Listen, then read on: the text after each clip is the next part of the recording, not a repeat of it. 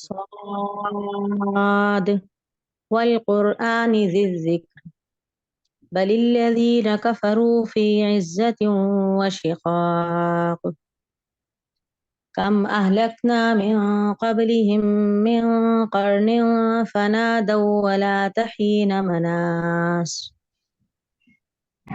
وعجبوا أن جاءهم منذر منهم وقال الكافرون هذا ساحر كذاب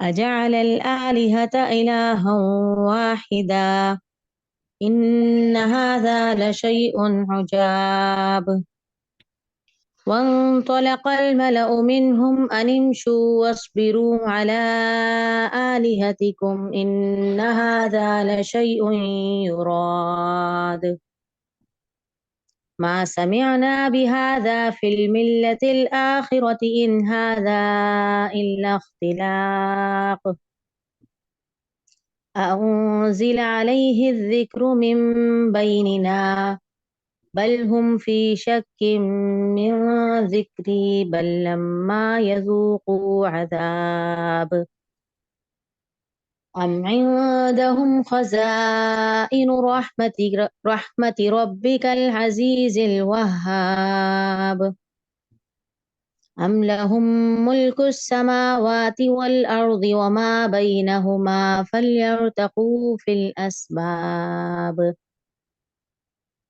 جند ما هنالك مهزوم من الأحزاب كذبت قبلهم قوم نوح وعاد وفرعون ذو الأوتاد وثمود وقوم لوط وأصحاب الأيكة أولئك الأحزاب إن كل إلا كذب الرسل فحق عقاب صدق اللہ العظیم۔ جزاک اللہ خیر۔ بسم اللہ الرحمن الرحیم، شروع کرتی ہوں اللہ تعالیٰ کے نام سے جو نہایت ہی رحمان الرحیم ہے، اور سلام درود و سلام ہو ہمارے پیارے نبی صلی اللہ علیہ وسلم پر اور آپ کی آل پر۔ رب اشرح لی صدری ویسر لی امری واحلل عقدۃ من لسانی یفقہوا قولی ربی زدنا علما ربی زدنا علما ربی زدنا علما ربنا لا تزغ قلوبنا بعد إذ هديتنا وهب لنا من لدنك رحمة إنك أنت الوهاب۔ تو ہم نے سورہ صافات پڑھ لی تھی، اب سورہ صاد ہماری شروع ہے، اور سورہ صاد جو ہے یہ بھی مکی صورت ہے، اور اس کا جو نام ہے یہ اس کا شروعات میں جو حرف مقطعات سے شروع ہوئی ہے صاد، تو وہی اس کا نام ہے۔ اور اس کا جو زمانہ نزول ہے اس کے بارے میں ترمذی نے روایت کیا ہے حضرت ابن عباس رضی اللہ تعالیٰ عنہما سے کہ کیا ہے کہ ابو جہل اور دیگر جو یہ تھے آپ کا جو شروف کہلاتے تھے، شروفہ اس کے جو رئیس لوگ تھے اس کے قریش کے، تو جب رسول اکرم صلی اللہ علیہ وسلم دین کی تبلیغ جو ہے وہ کرنی شروع کر دی تو یہ لوگ پریشان ہو گئے، اور انہوں نے سارے کے سارے مل کے ابو طالب جو رسول اکرم صلی اللہ علیہ وسلم کے چچا تھے، انہوں نے رسول اکرم صلی اللہ علیہ وسلم کے کا دین تو نہیں قبول کیا تھا، لیکن محبت بہت کرتے تھے رسول اکرم صلی اللہ علیہ وسلم سے، تو انہی کی وجہ سے یہ لوگ رسول اکرم صلی اللہ علیہ وسلم کو کچھ کہہ نہیں پاتے تھے، کیونکہ ابو طالب جو تھے وہ اپنے قریش کے سردار تھے۔ تو یہ سارے کے سارے لوگ ان کے پاس مل کے آئے اس وقت جبکہ آپ کی موت کا وقت جو تھا وہ بہت قریب تھا، اور آنے کے بعد رسول اکرم صلی اللہ علیہ وسلم کی شکایت کی اور کہا کہ بھئی یہ ہماری جو بت ہیں ان کو برا کہتا ہے، اس لیے مناسب ہے کہ آپ اپنی زندگی میں ہی اس بات کو ختم کر دیں اور ان کو اس چیز سے روک لیں۔ پھر ابو طالب جو تھے انہوں نے رسول اکرم صلی اللہ علیہ وسلم کو بلا بھیجا، تو رسول اکرم صلی اللہ علیہ وسلم جب آئے تو ان سے یہ کہا گیا کہ تم جو ہو ان کے بتوں کو برا کہتے ہو، تو رسول اکرم صلی اللہ علیہ وسلم فرمایا کہ نہیں، میں ان کے بتوں کو بالکل برا نہیں کہتا، لیکن میں کہتا ہوں کہ جس نے ہر مخلوق کو بنایا، ان کے بتوں کو بھی بنایا ہے، تو اس رب کی عبادت کی جائے، اور بس میں ایک کلمہ کہتا ہوں، میں کسی کے میں بتوں کو برا نہیں کہتا، بس میں ایک کلمہ کہتا ہوں کہ اگر یہ وہ کلمہ پڑھ لیں تو سارے عرب اور سارے عجم جو ہیں اس پہ حکومت کریں گے۔ تو جو یہ سارے کے سارے سردار تھے انہوں نے کہا کہ وہ کون سا کلمہ ہے، تو آپ صلی اللہ علیہ وسلم نے فرمایا کہ بس آپ لا الہ الا اللہ، یعنی کہ نہیں ہے کوئی معبود سوائے اللہ کے، بس یہ کلمہ آپ اس پہ یقین کر لو تو پھر تم جو ہو پورے کی پوری دنیا پہ راج کرو گے. تو اب وہ سارے کے سارے جو سردار تھے ایک دم سے جیسے کرنٹ لگ گیا اور کپڑے جھاڑ کے سب کھڑے ہو گئے اور گھبرا کر اٹھ گئے اور کہنے لگے کہ یہ تو یہ عجیب بات کر رہے ہیں, ہم تو اپنے دادا پردادا کے زمانے سے جو ہے بہت سے معبودوں کے کی عبادت کرتے آئے ہیں اور یہ صرف ایک معبود کی عبادت کی بات کرتے ہیں کہ ہم صرف اور صرف ایک معبود کو, یہ تو بڑی عجیب بات ہے, ایسا تو نہیں ہو سکتا. اور نہ ہم نے کبھی ایسا سنا اپنے مطلب جب سے ہم جانتے ہیں اپنے پرکھوں کو, تو ہم نے نہیں سنا کسی صرف ایک رب کی عبادت کی جائے, یہ کیسے ہو سکتا ہے. اور وہ لوگ اٹھ کے چلے گئے.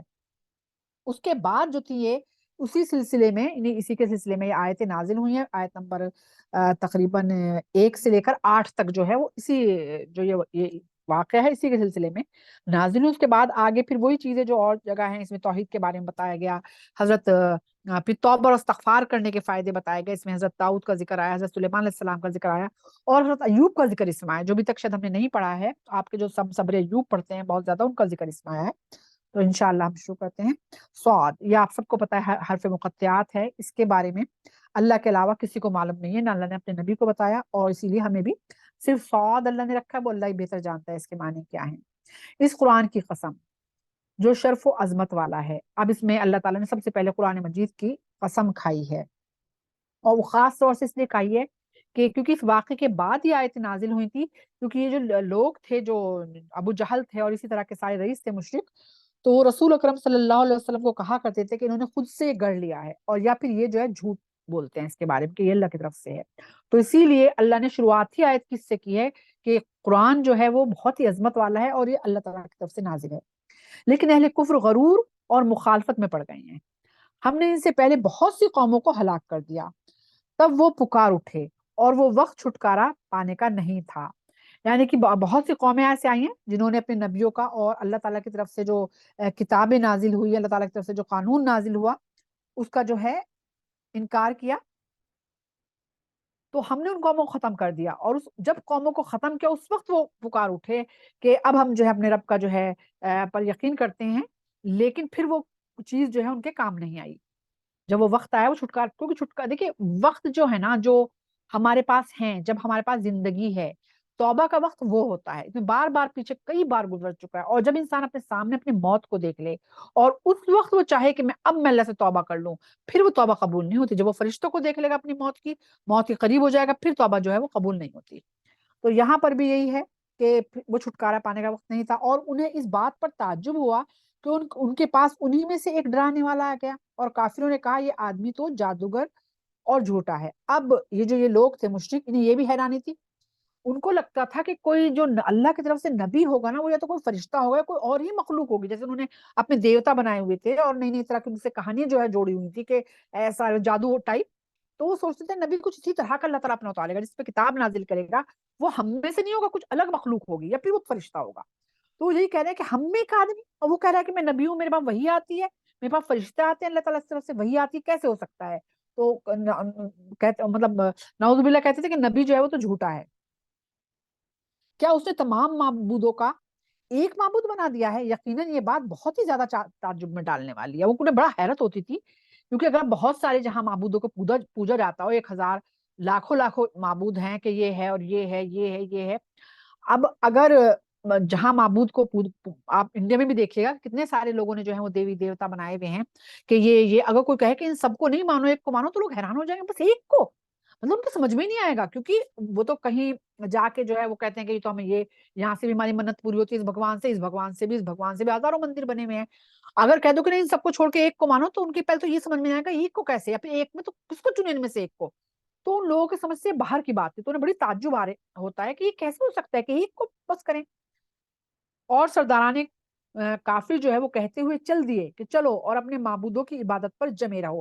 اب جب وہ رسول اکرم صلی اللہ علیہ وسلم نے لا الہ الا اللہ کی دعوت دی, تو سارے کے سارے کھڑے ہو گئے. جو پہلے میں نے آپ کی تفسیر بتایا تھا نا کہ اس کا نازل جو یہ شروع کے آیت کے شروع کے آئے تھے, تو اسی کے بارے میں ہے کہ وہ جب انہوں نے سنا کہ رسول اکرم صلی اللہ علیہ وسلم نے کہا ایک معبود کو, تو سارے کے سارے اٹھ گئے اور کہا کہ چلو ہم لوگوں نے کبھی بات نہیں سنی, اور سب سے کہا ان سرداروں نے جو عام پبلک ہوتی ہے کہ اپنے سارے معبودوں پہ جمے رہو.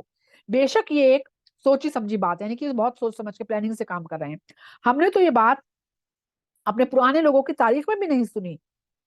توحید کی یہ بات تو اسی یعنی کہ محمد صلی اللہ علیہ وسلم کو کہہ رہے ہیں کہ اسی نے گڑھی ہے، یعنی کہ اسی نے یہ بات اپنے آپ سے جوڑ دی. ہم نے تو آج تک کبھی سنا ہی نہیں ہے اپنے باپ دادا سے کبھی ایسا بھی ہوا ہو کہ ایک معبود کو، کیونکہ برسوں سے حضرت اسماعیل کے بعد آہستہ آہستہ ہزاروں سالوں سے وہ چیز ختم ہو گئی تھی توحید کی، اور نئے نئے بت بن گئے تھے. تو ان لوگوں نے تو اپنی پیڑھی کئی نسلوں سے یہی دیکھا تھا، تو ان کی تو سمجھ سے باہر تھی یہ بات. کیا ہمارے درمیان سے کیا اسی پر قرآن جو ہے اتار دیا گیا ہے؟ اب ان کو یہ بھی ایک عجیب لگتی تھی بات کہ نبی کرم صلی اللہ علیہ وسلم کو ہی کیوں جو ہے وہ نبوت کے منصب پہ جو ہے وہ فائز کیا ہے. ان کے دماغ میں یہی تھا کہ یہ تو نہ کوئی سردار ہے، نہ کوئی بہت پڑھا لکھا آدمی ہے، یہ تو ایک عام سا انسان ہے ہمارے بیچ میں، اور مال دولت والا بھی نہیں ہے. تو کیسے اس پہ اللہ تعالیٰ نے کیوں، مطلب ایک تو کیسے کے ساتھ ساتھ ان کا کیوں بھی ہوتا تھا، کیوں اس پہ نازل کیا ہے. اور سورہ نام میں بھی اللہ تعالیٰ نے فرمایا نا کہ اللہ بہتر جانتا ہے کہ اس جو رسالت ہے اس کے منصب پہ کسے فائز کرے، یعنی کہ اللہ کی بات ہے، یہ اللہ کے معاملے ہیں یہ. تو اس میں بھی یہ سوال جواب کرتے تھے. بلکہ وہ لوگ میرے قرآن کی صداقت میں شبہ کرتے ہیں. اللہ تعالیٰ کہہ رہے ہیں یہ نبی میں نہیں بلکہ میرے قرآن پہ ہی جو کی سچائی پہ ہی شبہ کرتے ہیں، بلکہ انہوں نے اب تک میرا عذاب نہیں چکھا ہے، یا آپ کے غالب اور عطا کرنے والے رب کی رحمت کے خزانے ان کے پاس ہیں. اب اللہ تعالیٰ کہہ رہے ہیں کہ جو کچھ میں ان کو نعمتیں دیتا ہوں کیا وہ خود ان کے پاس ہیں؟ کیا یہ حق کو نہیں جانتے کہ جو رحمت کے خزانے ہیں کیا یہ ان کے پاس ہیں؟ جسے چاہے نبوت دیں گے، جس میں چاہے کتاب نازل کریں گے، جو چاہے کتاب. اللہ تعالیٰ کہ یہ سب خزانے تو میرے پاس ہیں، ان کے پاس نہیں ہیں. یا آسمان اور زمین اور ان دونوں کے درمیان پائے جانے والے، یعنی صرف آسمان اور زمین ان کے درمیان جو کچھ ہے وہ سب چیزیں ان کی ملکیت ہے. یعنی کہ جو لوگ دعویٰ کرتے ہیں نا کہ یہ تو قرآن جو ہے جھوٹا ہے، نبی جھوٹا ہے، ان کے لیے آ رہا ہے کیا یہ ان کی ملکیت ہے؟ تو پھر سیڑھیاں لگا کر اوپر چڑھ جائیں. تو یعنی کہ اگر زمین آسمان کی تمام چیزیں ان کی ہیں، ان کے پاس کوئی خاص جو ان کے دیوتا ہیں وہ ہیں، تو ان سے کہو کہ سیڑھی لگا کے چڑھیں اور پھر ذرا اوپر جا کے دیکھیں، پھر فیصلہ کریں. یہ بھی کافر گروہ کی ایک لشکر ہے جسے شکست کھانا ہے. ان سے پہلے قوم نوح، اب قوم نوح کا ذکر ہے، ان سے پہلے قوم نوح، قوم عاد اور میخو والے فرعون. میخو والے اس لیے کہا گیا ہے کہ اس کے بہت بڑے بڑے محل تھے جن میں جسے کہتے ہیں نا پلر ہوتے ہیں، وہ بڑے بڑے پلر لگے ہوئے تھے. میخو والا اس لیے فرعون کہا گیا ہے. میخے والے فرعون نے اللہ اور اس کے رسولوں کو جھٹلایا تھا. اور قوم سمود اور قوم لوط اور اہل ایکا، یہ بھی اہل ایکا تھی، کہتے ہیں اہل ایکا کی طرف حضرت یونس شاید آئے تھے. اہل ایکا نے بھی تکذیب کی تھی. یہی وہ کافر گروہ ہے جن کے اوپر جو ہے ذکر آ رہا ہے. اب اللہ تعالیٰ کہہ رہے ہیں ہر گروہ نے رسولوں کو جھٹلایا، ہر گروہ نے، یعنی جتنے بھی یہ لوگ تھے سب نے جھٹلایا، یا ان کے لیے میری سزا ثابت ہو گئی. تو پھر ان کے لیے میری سزا ثابت ہو گئی. جب نبی کو جھٹلایا جاتا ہے یا نبی پہ جو کتاب نازل ہوتی ہے اس پہ جھٹلایا جاتا ہے اور نبی کی بتائی ہوئی بات پہ یقین نہیں کیا جاتا، پھر اللہ تعالیٰ کی طرف سے عذاب آتا ہے. اللہ نے کہا بھی ہے قرآن میں، پہلے یہ ذکر آ چکا ہے کہ اللہ کی سنت ہے کہ اللہ تعالیٰ ایسی کسی قوم پہ عذاب نہیں بھیجتا، پہلے وہاں پہ اللہ تعالیٰ نبی بھیجتا ہے، کتاب آتی ہے، یعنی کہ ان کو پہلے سیدھا راستہ دکھایا جاتا ہے، اور پھر جب وہ اسے جھٹلاتے ہیں پھر ان کے اوپر عذاب آتے ہیں. اور یہ کفار مکہ صرف ایک چیخ کے منتظر ہیں جس کے درمیان کوئی وقفہ نہیں ہوگا. یعنی کہ جیسے دوسری جو قومیں تھیں جن کے اوپر کہتے ہیں چیخ آئی اور وہ قوم جو ختم ہو گئی، تو اسی طرح ان کو کیا اس کا انتظار ہے کہ جب جو اسرافیل علیہ السلام ہے وہ سور پھونکیں گے، وہ بھی تو چیخ کی طرح ہوگا نا، لوگوں کے سینے تک پھٹ جائیں گے، اتنی تیز آواز اس کی ہو جائے گی. تو کیا یہ اس کے انتظار کر رہے ہیں اور کہتے ہیں کہ اے ہمارے رب، حساب کے دن یعنی قیامت سے پہلے ہی ہمارے حصے کا عذاب ہم پر جلدی اتار دے. یعنی کہ ڈرتے نہیں ہیں یہ مشرک، یعنی کہ کہاں تو قیامت ڈرانے کے لیے کہی جا رہی ہے، کیونکہ جو ایمان والے ہوتے ہیں وہ تو خوفزدہ ہو جاتے ہیں قیامت کا منظر سن کے. لیکن یہ لوگ تو یقین ہی نہیں کرتے تھے کہ ان سے کہا جا رہا تھا قیامت آئے گی تو وہ کیا کہتے تھے کہ بھائی قیامت تو جب آئے گی دیکھی جائے گی، جو ہمارے حصے کا عذاب ہے بھی دے دے جائے. یعنی کہ مذاق اڑا کرتے تھے اس چیز کا، تکذیب کرتے تھے، مذاق اڑایا کرتے تھے رسول اکرم صلی اللہ علیہ وسلم کا.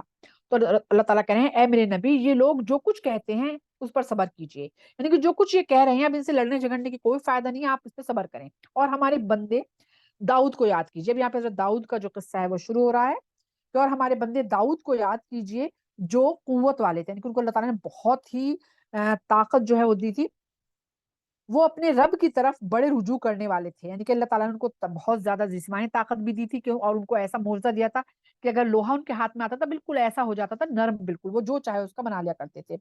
اور پھر اللہ تعالیٰ نے ان کو اقتدار بھی دیا تھا، ظاہر بادشاہ تھے وہ، تو اقتدار بھی اللہ نے دیا تھا. لیکن پھر بھی وہ بہت زیادہ اللہ سے جھکے ہوئے، رجوع کرنے کے بہت جھکے ہوئے تھے، یعنی کہ اللہ کے سامنے جھکنے والے بندے تھے وہ. ہم نے پہاڑوں کو ان کے لیے مسخر کر دیا تھا، وہ شام کو اور صبح کے وقت ان کے ساتھ تسبیح پڑھتے تھے. سبحان اللہ. یعنی کہ اللہ تعالیٰ نے ایسی ایسی آپ کو نعمتیں دی تھی کہ پہاڑ تک جب آپ کہتے ہیں کہ حضرت داؤد علیہ السلام کی آواز اتنی خوبصورت تھی کہ جب آپ زبور کی تلاوت کرتے تھے ہر چیز جیسے ٹھہر جایا کرتی تھی، پہاڑ تک ایسا لگتا تھا ان کے ساتھ جو ہے تلاوت کر رہے ہیں، اور چڑیاں بھی ان کے گرد جمع ہو کر تسبیح پڑھتی، چڑیاں تک ان کے گرد بیٹھ جایا کرتی تھی اور تسبیح پڑھتی تھی، ہر ایک ان کا تابع فرمان تھا، اور ہم نے ان کی سلطنت کو مضبوط بنایا تھا، اور انہوں نے ان کو حکمت اور فیصلہ کرنے کے لیے قوت گویائی جو تھی وہ عطا کی تھی۔ قوت گویائی کے بارے میں آتا کہ اللہ تعالیٰ نے ان کو ایک اور نعمت دی تھی، وہ کیا تھی؟ فیصلہ کرنے کی، ان کو بھی دی تھی اور حضرت سلیمان علیہ السلام کو بھی دی تھی، کہ آپ کو ہوتا نا ہر انسان جو ہے ایک دم صحیح فیصلہ کے جو مدعی جو بیان کر رہے ہوں وہ سنے اور اس کے بعد صحیح نتیجے پر پہنچے، یہ ہر کسی کو نہیں یہ نعمت ہوتی ہے، لوگ مطلب جب دونوں کی چیزیں سنتے ہیں تو بھٹک جاتے ہیں لوگ، لیکن حضرت داؤد کو بھی اور حضرت سلیمان علیہ السلام کو دونوں کو اللہ نے یہ جو ہے قوت گویائی دی تھی، یعنی کہ آپ بہت بہترین جو ہے وہ فیصلہ کرنے والے تھے۔ اور کیا آپ کو اب یہاں پہ ایک قصہ شروع ہو رہا ہے تو اس کا میں انشاءاللہ پڑھتی ہوں اور پھر اس کے بارے میں بتاؤں گی۔ اور کیا آپ کو ان جھگڑنے والوں کی خبر ہے جو دیوار پھاند کر داؤد کی عبادت خانے میں پہنچ گئے تھے؟ وہ لوگ جب اچانک داؤد کے پاس پہنچ گئے تو انہیں اپنے ساتھ دیکھ کر وہ گھبرا گئے، یعنی داؤد علیہ السلام۔ ان لوگوں نے کہا کہ آپ ڈریے نہیں، ہم دو دعوے دار ہیں، ہم میں سے ایک نے دوسرے پر زیادتی کی ہے، بس آپ ہمارے درمیان حق اور انصاف کے مطابق فیصلہ کر دیجئے اور بے انصافی نہ کیجیے اور سیدھی راہ کی طرف ہماری رہنمائی کیجیے۔ یہ میرا بھائی ہے، اس کے پاس 99 دمبیاں ہیں، یعنی کہ بھیڑ جو ہوتی ہیں دمبیاں ہیں، اور میرے پاس صرف ایک دمبی ہے۔ یہ جو فریادی تھا ان میں سے ایک نے کہا، اور پھر اس نے کہا کہ یہ کہتا ہے کہ وہ دمبی بھی مجھے دے دو جو ایک ہے تمہارے پاس اکیلے، اور بات کرنے پر مجھ پر غالب آ گیا، یعنی کہ جیسے انسان ہوتے ہیں نا بہت سے بہت چرب زبان ہوتے ہیں اور غلط بات کو بھی صحیح ثابت کر دیتے ہیں، تو وہ کہہ رہا ہے کہ وہ باتوں میں میرے سے غالب آ گیا، یعنی کہ ایک بھی اس نے لے لی میرے سے۔ تو پھر داؤد علیہ السلام نے کہا کہ اس نے تمہاری دمبی مانگ کر تاکہ اپنی دمبیوں کے ساتھ ملا کر تم پر زیادتی کی ہے، اور بہت سے شرکا ایک دوسرے پر زیادتی کرتے ہیں، یعنی کہ جو لوگ کاروبار میں ایک دوسرے کے شریک ہوتے ہیں نا، تو بہت سے آج بھی ہیں تو کہ کاروبار جب کرتے ہیں تو بہت سے شرکا دیکھے گئے ہیں کہ وہ جب مال کے لالچ میں اتنے پڑ جاتے ہیں کہ جو طے ہوتا ہے اس حساب سے نہیں چلتے، بلکہ ایک دوسرے کا مال کھانے کی جو ہے اس میں حوث ہو جاتی ہے، سوائے ان لوگوں کے جو ایمان لائے اور جنہوں نے عمل صالح کیا، یعنی کہ جو لوگ ایمان والے ہیں اور نیک عمل کرنے والے ہیں وہ لوگ ایسا نہیں کرتے، بزنس جب کرتے ہیں جیسا ہوتا ہے نقصان ہو رہا ہے تو نقصان میں برابر کے شریک، اور اگر فائدہ ہے تو فائدے کے برابر کا شریک، لیکن زیادہ تر دیکھا جاتا ہے کہ جب کوئی بزنس یا کوئی بھی کاروبار جب مل کے کرتے ہیں لوگ تو اس میں لڑائی جھگڑے پڑ جاتے ہیں، کیونکہ لوگوں کو اللہ سے ڈر لگتا ہے، یہ نہیں ڈر سکتا، اللہ تو دیکھ رہا ہے نا، اگر آپ کسی کا مال مارو گے، کچھ بھی جھوٹ بول کے ہتھیانا چاہو گے کسی کا، تو اللہ تعالیٰ کو تو سب پتا ہے، اور ایسے لوگ کمی ہوتے ہیں جو اللہ تعالیٰ سے ڈرتے ہیں۔ اور داؤد علیہ السلام سمجھ گئے کہ ہم نے ان کی آزمائش کی، یعنی کہ اللہ تعالیٰ نے، وہ حضرت داؤد علیہ السلام سمجھ گیا کہ اللہ تعالیٰ نے ان کو ایک آزمائش میں ڈال دیا ہے، اسی لیے اپنے رب سے مغفرت طلب کرنے لگے اور سجدے میں گر گئے اور ہماری طرف پوری طرح متوجہ ہو گئے۔ سجدے کیا آئے تھے یہ؟ تو ہم نے ان کی وہ غلطی معاف کر دی، اور یقیناً ان کو ہم نے قربت مطلب ان کو ہم سے قربت حاصل تھی اور ان کا ٹھکانہ اچھا ہے۔ اچھا، اب یہاں پہ جو میں نے یہ آیتیں پڑھی اور میں نے کہا اس کا لب لباب تو آپ کے سمجھ میں آ گیا کہ دو لوگ ایک دم اچانک دروازے سے نہیں آئے بلکہ دیوار پھاند کے آئے، اور انہوں نے اپنا فیصلہ رکھا کہ بھئی ایک کے پاس 99 ہے اور ایک کے پاس ایک ہے، اور جس پہ 99 ہے وہ چاہ رہا ہے کہ وہ ایک بھی اس کو مل جائے، تو حضرت داؤد علیہ السلام نے سنا اور فوراً فیصلہ کر دیا کہ تم جو زیادتی کر رہے ہو، تم چاہ رہے ہو کہ تم زیادتی کر کے اس کی ایک بھی جو ہے وہ اپنے حصے میں لے لو۔ اس کے بعد پھر آ رہا ہے کہ حضرت داؤد علیہ السلام کا قصہ آ رہا ہے کہ انہوں نے اللہ تعالیٰ سے کہا کہ اللہ تعالیٰ میں سمجھ گیا ہوں کہ آپ نے مجھے آزمائش میں ڈالا ہے اور آپ نے اپنی توبہ استغفار کی اپنے اس کی۔ اب اس کے لیے اتنی اسرائیلی روایات ہیں کہ کیا وہ غلط کیا تھا آپ نے، جس میں انہوں نے کہا نا کہ حضرت داؤد علیہ السلام کہہ رہے کہ اللہ تعالیٰ میں سمجھ گیا کہ آپ نے مجھے آزمائش میں ڈالا ہے، اسی لیے اپنے رب سے معافی مانگی اور سجدے میں گر گئے اور اللہ نے آپ کی معافی قبول کی۔ اب وہ کیا چیز تھی؟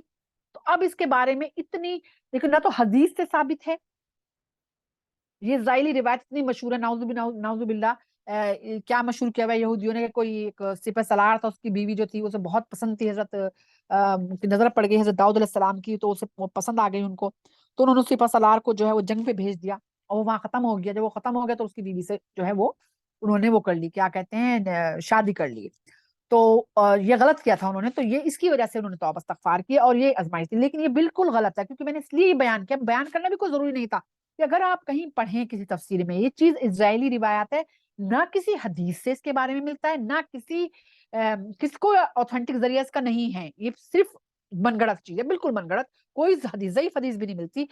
اللہ تعالیٰ نے حضرت جو بھی کوئی چیز رہی ہوگی اللہ تعالیٰ نے پردہ رکھا اس کا، حضرت داؤد علیہ السلام کی جو بھی کوتاہی ہوئی تھی، تو جب آپ نے پردہ رکھا، نبی کو بھی نہیں بتایا، نہ نبی کریم صلی اللہ علیہ وسلم نے لوگوں کو بتایا، تو ہم کہاں سے فالتو کی چیزوں میں پڑ جاتے ہیں، ظاہری روایت پڑھتے ہیں اور کہتے ہیں اچھا یہ بات رہی ہوگی، ہمیں اس میں نہیں پڑھنا، جو بھی چیز نیا ہمارے ایمان کا حصہ ہے، بس یہ ہے کہ کوئی کوتاہی تھی، نبی جو نبی ہوتے ہیں کوئی خدا نہ کرے گناہ نہیں کرتے، کوئی ان سے لغزش ہلکی سی ہو جاتی ہے اور اللہ تعالیٰ فوراً ان کی پکڑ کرتا ہے، فوراً توبہ کر لیتے ہیں، یہ نہیں کہ وہ اس پہ اصرار کرتے ہیں کہ نہیں یہ تو یوں تھا، صفائی دینے لگتے ہیں، جیسے نبی کریم صلی اللہ علیہ وسلم کے ساتھ بھی 2 بار ہوا زندگی میں، تو وہ فوراً توبہ کر لیتے ہیں، رجوع کر لیتے ہیں، اللہ کے سامنے سجدہ آتے ہیں، تو یہاں پر بھی یہی ہوا، تو اب ہمیں اس کے کھوج میں نہیں لگنا ہے کہ کیا بات تھی، کیوں ہوا تھا، کیا چیز تھی، کوئی نہیں، اور اللہ نے جب آپ کا پردہ رکھا ہے تو ہمیں بھی نہیں اس کے بارے میں جاننا ہے، اور اللہ تعالیٰ نے نیک لوگوں کے لیے کہا بھی ہے، یہ تو نبی کی بات ہے کہ جو لوگ دوسرے لوگوں کے عیبوں کو سرے عام نہیں بتاتے پھرتے، ان کے عیبوں پہ، یعنی کہ ایک تو ہے نا، کوئی مان لو کوئی بچہ ہے، ہم نے دیکھا کوئی عیب برا کام کر رہا ہے، اب ہم دنیا میں بتاتے پھرنے لگے اس کو،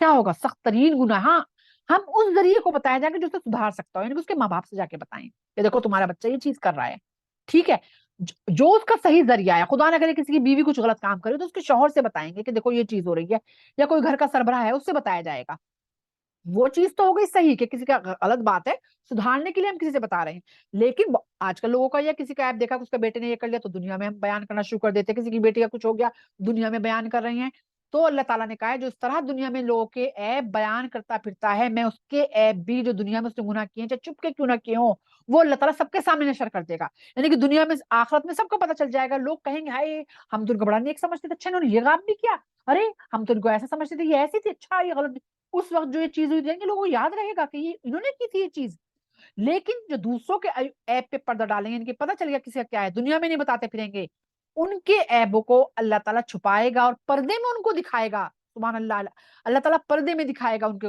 گناہ، لوگوں کو نہیں پتا چلیں گے، اللہ تعالیٰ کہے گا کہ میں نے نیک بندے تم نے یہ غلطی کی تھی نا، اور وہ قبول کرے گا کہ ہاں اللہ تعالیٰ میرے سے غلطی ہوگی، لیکن دنیا کو نہیں پتا چلے گا وہ چیزیں، تو یہ چیز بھی یہاں پہ ہے کہ جب اللہ تعالیٰ نے حضرت داؤد کے ذکر ہی نہیں کیا کہ کیا چیز تھی، کس کی معافی آپ نے مانگی، تو ہمیں بھی کوئی ضرورت نہیں ہے کہ ہم اس کے بارے میں جو ہے وہ اسرائیلی روایت پڑھیں اور اس کو ماننے لگیں، تو اب آگے تو ہم نے ان کی غلطی معاف کر دی، اور یقیناً ان کو ہم سے قربت حاصل تھی اور ان کا ٹھکانہ جو ہے وہ اچھا ہے، اب آگے جو ہے اے داؤد، اللہ تعالیٰ کہہ رہے ہیں داؤد ہم نے آپ کو زمین کا حاکم بنایا ہے، پس آپ لوگوں کے درمیان حق اور انصاف کے مطابق فیصلہ کیجئے اور خواہش نفس کی پیروی نہ کیجئے، یعنی کہ انصاف کو دیکھنا، یہ مت کہیے کہ دل کیا چاہ رہا ہے، بہت جگہ ہوتا ہے نا ہم صحیح بات ہوتی ہے لیکن ہمارا دل یہ چاہ رہا ہے اور ہم دل کی طرف جھک جاتے ہیں، تو یہاں پہ یہی کہا جا رہا ہے کہ اور دل کی پیروی یعنی کہ نفس کی پیروی نہ کیجئے جو آپ کو اللہ کی راہ سے دور کر دے، جو لوگ اللہ کی راہ سے دور ہو جائیں گے ان کو اس وجہ سے سخت عذاب ہوگا اور انہوں نے حساب کے دن کو بھلا دیا، جو لوگ جو ہیں اللہ کے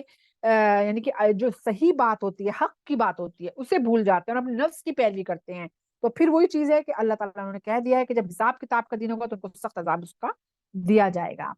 اب آگے ہم لیتے ہیں، یہ آیت نمبر ہو گیا ہمارا 27 سے 40 تک آگے لیتے ہیں ہم، اور ہم نے آسمان اور زمین اور ان کے درمیان کی چیزوں کو بے مقصد نہیں پیدا کیا، اللہ تعالیٰ کہہ رہے ہیں ہم نے کوئی نہ کوئی مقصد ہے ان کا، اہل کفر ایسا ہی خیال کرتے ہیں، بس کافروں کے لیے ہلاکت اور بربادی یعنی جہنم کی آگ ہے، کیا ہم ایمان اور عمل صالح کرنے والوں کو ان لوگوں جیسا بنا دیں گے جو زمین میں فساد پھیلانے والے ہیں، یا ہم اللہ سے ڈرنے والوں کو فاجروں کو جیسا بنا دیں گے؟ نہیں، اللہ تعالیٰ سوال کر رہے ہیں لوگوں سے، جو لوگ کہتے ہیں نا سب کچھ کرتے رہتے ہیں، حرام حلال، لوگوں کے مال قبضا رہے ہیں، لوگوں کے دل دکھا رہے ہیں، حق ادا نہیں کر رہے، اور پھر کہتے ہیں اللہ تو غفور الرحیم ہے، معاف کر دے گا، تو یعنی کہ فساد پھیلاتے ہیں دنیا میں، تو اللہ تعالیٰ کہہ رہے ہیں کہ ایک انسان جو ہے وہ ایمان والا ہے اور ایک فساد پھیلا رہا ہے، اور ایک انسان میں سے ڈر رہا ہے، ایک فاجر ہے یعنی کہ میرے قانونوں کو توڑ رہا ہے، کیا میں سب کے لیے برابر کروں گا؟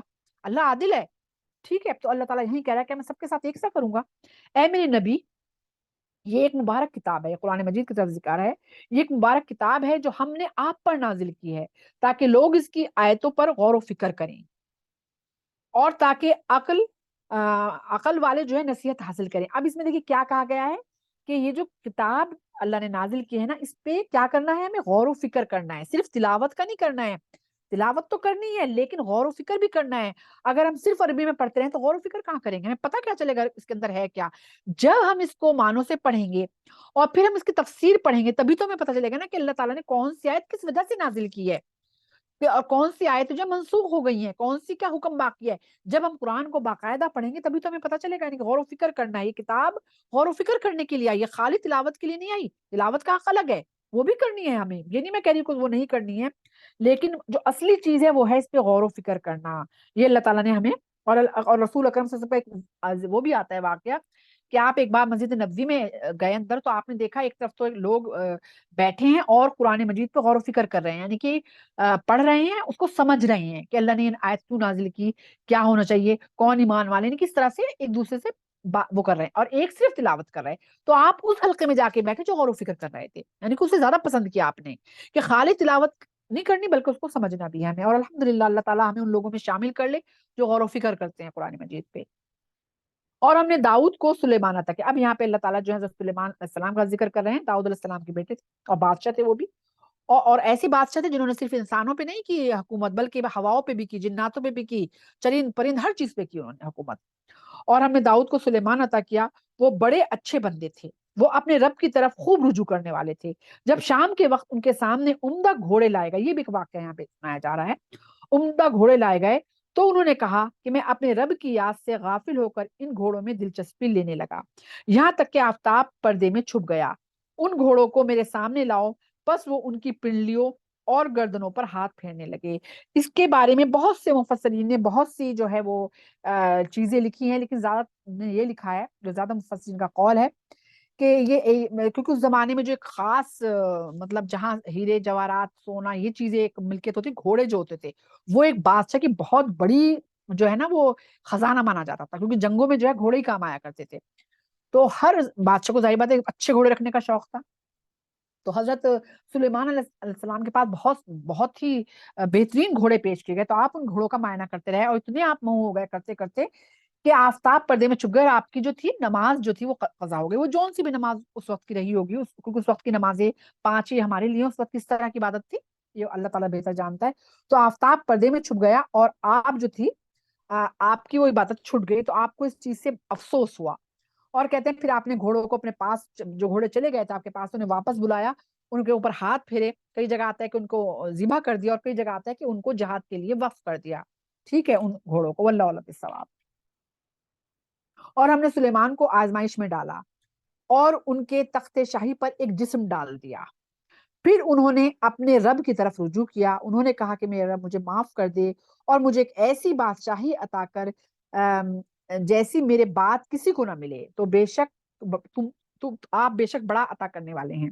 اب یہ بھی ایک قصہ یہاں پہ جو آیا ہے نیا کہ تخت شاہی پر ایک جسم ڈال دیا، اس کے بارے میں بھی بہت سے قول آتے ہیں، بہت سی اسرائیلی روایات ہیں کہ کیا قصہ تھا اور کیا نہیں تھا، الگ الگ آتے ہیں. لیکن بہت سے مفسرین یا تو یہ کہتے ہیں کہ یہ اس کے بارے میں بھی اللہ تعالیٰ نے مطلب کھل کے نہیں بتایا نا، نبی کریم صلی اللہ علیہ وسلم نے کھل کے بتایا ہے کہ یہ کیا واقعہ تھا، یہ کیوں آیا ہے. اور اس کے بعد حضرت سلیمان نے فوراً معافی مانگی. لیکن بہت سے مفسرین جو ہیں ایک صحیح حدیث ہے اس حدیث سے اس واقعے کو جوڑتے ہیں. اور یہ ہو بھی سکتا ہے نہیں بھی، میں پہلے ہی بتا رہی ہوں.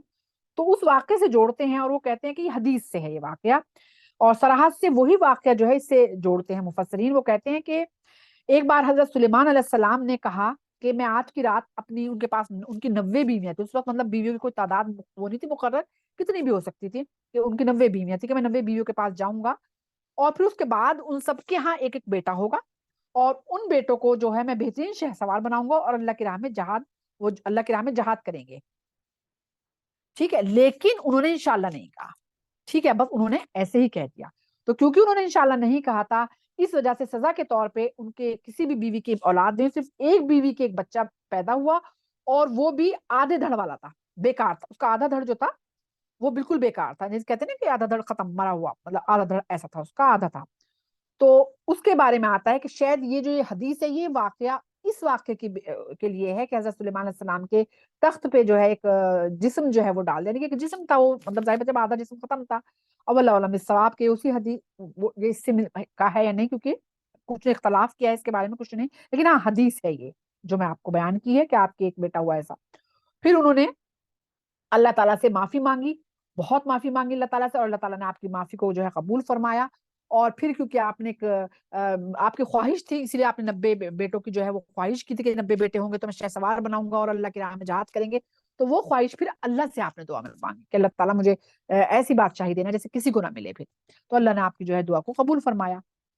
بس ہم نے ہوا کو ان کا تابع فرمان بنا دیا جو ان کے حکم سے دھیمی چلتی ہوئی، یعنی کہ ہوا جو تھی وہ بھی ان کی تابع تھی.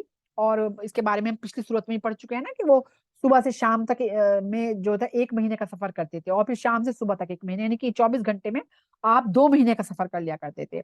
وہ جہاں چاہتے انہیں وہاں وہ ہوا پہنچا دیتی تھی. اور ہم نے ہر مکان بنانے والے اور غوطہ لگانے والے شیطان کو بھی ان کا تابع کر دیا، یعنی کہ زمین کے اوپر رہنے والے اور سمندر کے نیچے رہنے والے، یعنی کہ سمندر کے نیچے بھی اس کا مطلب جنات رہتے ہیں، اور جو اوپر رہتے ہیں سب کو جو ہے ان کا فرمانبردار بنا دیا، یعنی کہ ان کے تابع کر دیا، یعنی کہ ان کے حکم مانیں گے ہی مانیں گے وہ. اور دوسرے شیطانوں کو بھی جو زنجیروں میں جکڑے رہتے ہیں تھے، یعنی کہ جو بہت ہی زیادہ زوراور قسم کے، اتنے خطرناک جنہیں زنجیر سے جکڑ کے رکھا جاتا تھا، ان کو بھی ان کا تابع کر دیا کہ وہ بھی ان کے حکم جو ہے وہ مانیں گے. ہم نے ان سے کہا کہ یہ ہمارا عطیہ، یعنی کہ تحفہ ہے یہ ہمارا، آپ چاہیں تو دوسروں کو اس میں سے دیجیے یا نہ دیجیے، اس کا آپ سے کوئی حساب نہیں ہوگا. یعنی کہ اللہ تعالیٰ نے جو آپ کو یہ نعمتیں دی تھی تو یہ ان کو اکیلے دی تھی، یعنی کہ اس کے بعد اللہ تعالیٰ نے کسی کو یہ نعمتیں نہیں دی تھی. یعنی کہ ہوا بھی مسخر ہو گئی تھی، یعنی کہ وہ جنات تک جو بالکل زنجیروں میں جکڑے رہے تھے وہ بھی آپ کے تابع فرمان تھے. تو اللہ تعالیٰ نے کہا یہ نعمتیں میں نے آپ کو دی، ان سے آپ کا کوئی حساب کتاب نہیں لیا جائے گا. یعنی کہ جو نعمتیں ہم نے آپ کو دی ہے ان کا آپ کو حساب دینے کی ضرورت نہیں ہے. اور یقیناً ان کو ہم سے قربت حاصل تھی، یعنی حضرت سلیمان علیہ السلام کو قربت حاصل تھی، اور ان کا ٹھکانہ اچھا ہے، یعنی کہ وہ جنت میں جائیں گے. اب آگے ہم آیت نمبر 41 سے 64 تک لیتے ہیں.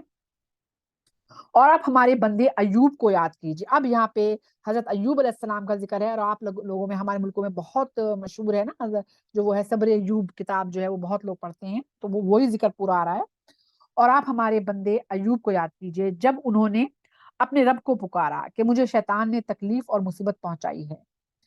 اب یہاں پہ تو قصہ آپ نے پڑھا ہوا ہی ہوگا حضرت ایوب علیہ السلام کا، کہ بہت انتہائی شکر کرنے والے اللہ کا، اور انتہائی صابر بندے تھے. انتہائی ہر وقت اللہ نے اتنا نوازا تھا آپ کو بہت زیادہ، لیکن ہر وقت یہ نہیں کہتے تھے کبھی بھی کہ یہ میری محنت سے ہوا ہے، یہ میں نے کیا ہے. ہم لوگ تو ذرا سا کام اچھا کرتے ہیں، ہم کہتے ہیں ہم نے یہ کیا، ہم نے مان لو ہم لوگ کلاس اٹینڈ کر، ہم کہتے ہیں ہم نے کی، اللہ نے چاہا تو ہم نے اٹینڈ کی. ہر چیز ہمیں یہ کرنی چاہیے اللہ نے. تو آپ اسی طرح بہت شکر گزار تھے، ہر چیز کو آپ اللہ کا شکر کرتے تھے کہ اللہ تعالیٰ نے آپ کو اولاد دی، مال دیا تھا، دولت دی تھی، باغات تھے آپ کے، تو سب چیزوں کے لیے آپ یہ کہتے کہ اللہ کا لاکھ لاکھ شکر، اللہ کا شکر ہے، میرا اس میں کوئی ہاتھ نہیں، سب کچھ اللہ تعالیٰ کی دین ہے. بہت شکر کرتے تھے. اللہ تعالیٰ نے بہت نوازا. تو شیطان کو یہ شکایت ہوئی، اللہ تعالیٰ سے کہا کہ آپ نے ان کو اتنا نوازا اس لیے شکر کرتے ہیں، اور اگر یہ آپ ساری کی ساری نعمتیں لے لیں گے پھر میں دیکھتا ہوں کتنا ذکر کرتے ہیں. آپ ذاکر بھی کہا ہے، ذاکرین میں بھی تھے، یہ بہت زیادہ اللہ کا ذکر کرتے تھے صبح شام. تو اللہ تعالیٰ نے شیطان کو جو ہے اختیار دیا کہ ٹھیک ہے، تم میری مطلب میں تمہیں اجازت دیتا ہوں، تم اس کا امتحان لے سکتے ہو، لیکن ان کی زبان، دل اور دماغ پہ تمہارا کوئی اثر نہیں، کوئی مطلب تم کچھ نہیں کرو گے، اور جسم پہ تمہارا اختیار اور چیزوں پر. اس کے بعد آپ کو پتہ ہی ہوگا، پڑھا ہوگا آپ نے کہ آپ کے سارے کے سارے باغات جل گئے، محل گر گئے، آپ کے سارے، آپ کی اولاد ساری ختم ہو گئی، اور انتہا یہ ہوئی کہ آپ کے جسم میں ایسی بیماری ہو گئی، پھوڑے ہو گئے اس کے اندر، اور اس کے اندر جو تھے وہ کیڑے ہو گئے، مطلب اس انتہا پہ جا کے ہوا. تو لیکن اس کے بعد بھی آپ اللہ کا ہر حال میں شکر کرتے رہے. اور جب آخر ہوئی، اور جب شیطان بار بار آپ کے پاس بہکانے کے لیے آتا تھا کہ تم کیا کس اللہ کا شکر ادا کر رہے ہو جس نے آپ کے سارے کیا کہیں گے جانور جو تھے جتنے بڑی تعداد میں ختم کر دیے، آپ کے باغات جل گئے، آپ کا گھر ختم ہو گیا، آپ کی اولاد چلی گئی، آپ کا جسم تک آپ کا نرا، آپ کو کیونکہ جسم میں اتنی بیماری ہو گئی تھی کہ آپ کو شہر والوں کو بھی آپ سے پریشانی ہوئی، تو آپ شہر کے باہر جو ہے قبرستان کے قریب جو ہے آپ نے بسیرا ڈال لیا تھا بیوی کے ساتھ.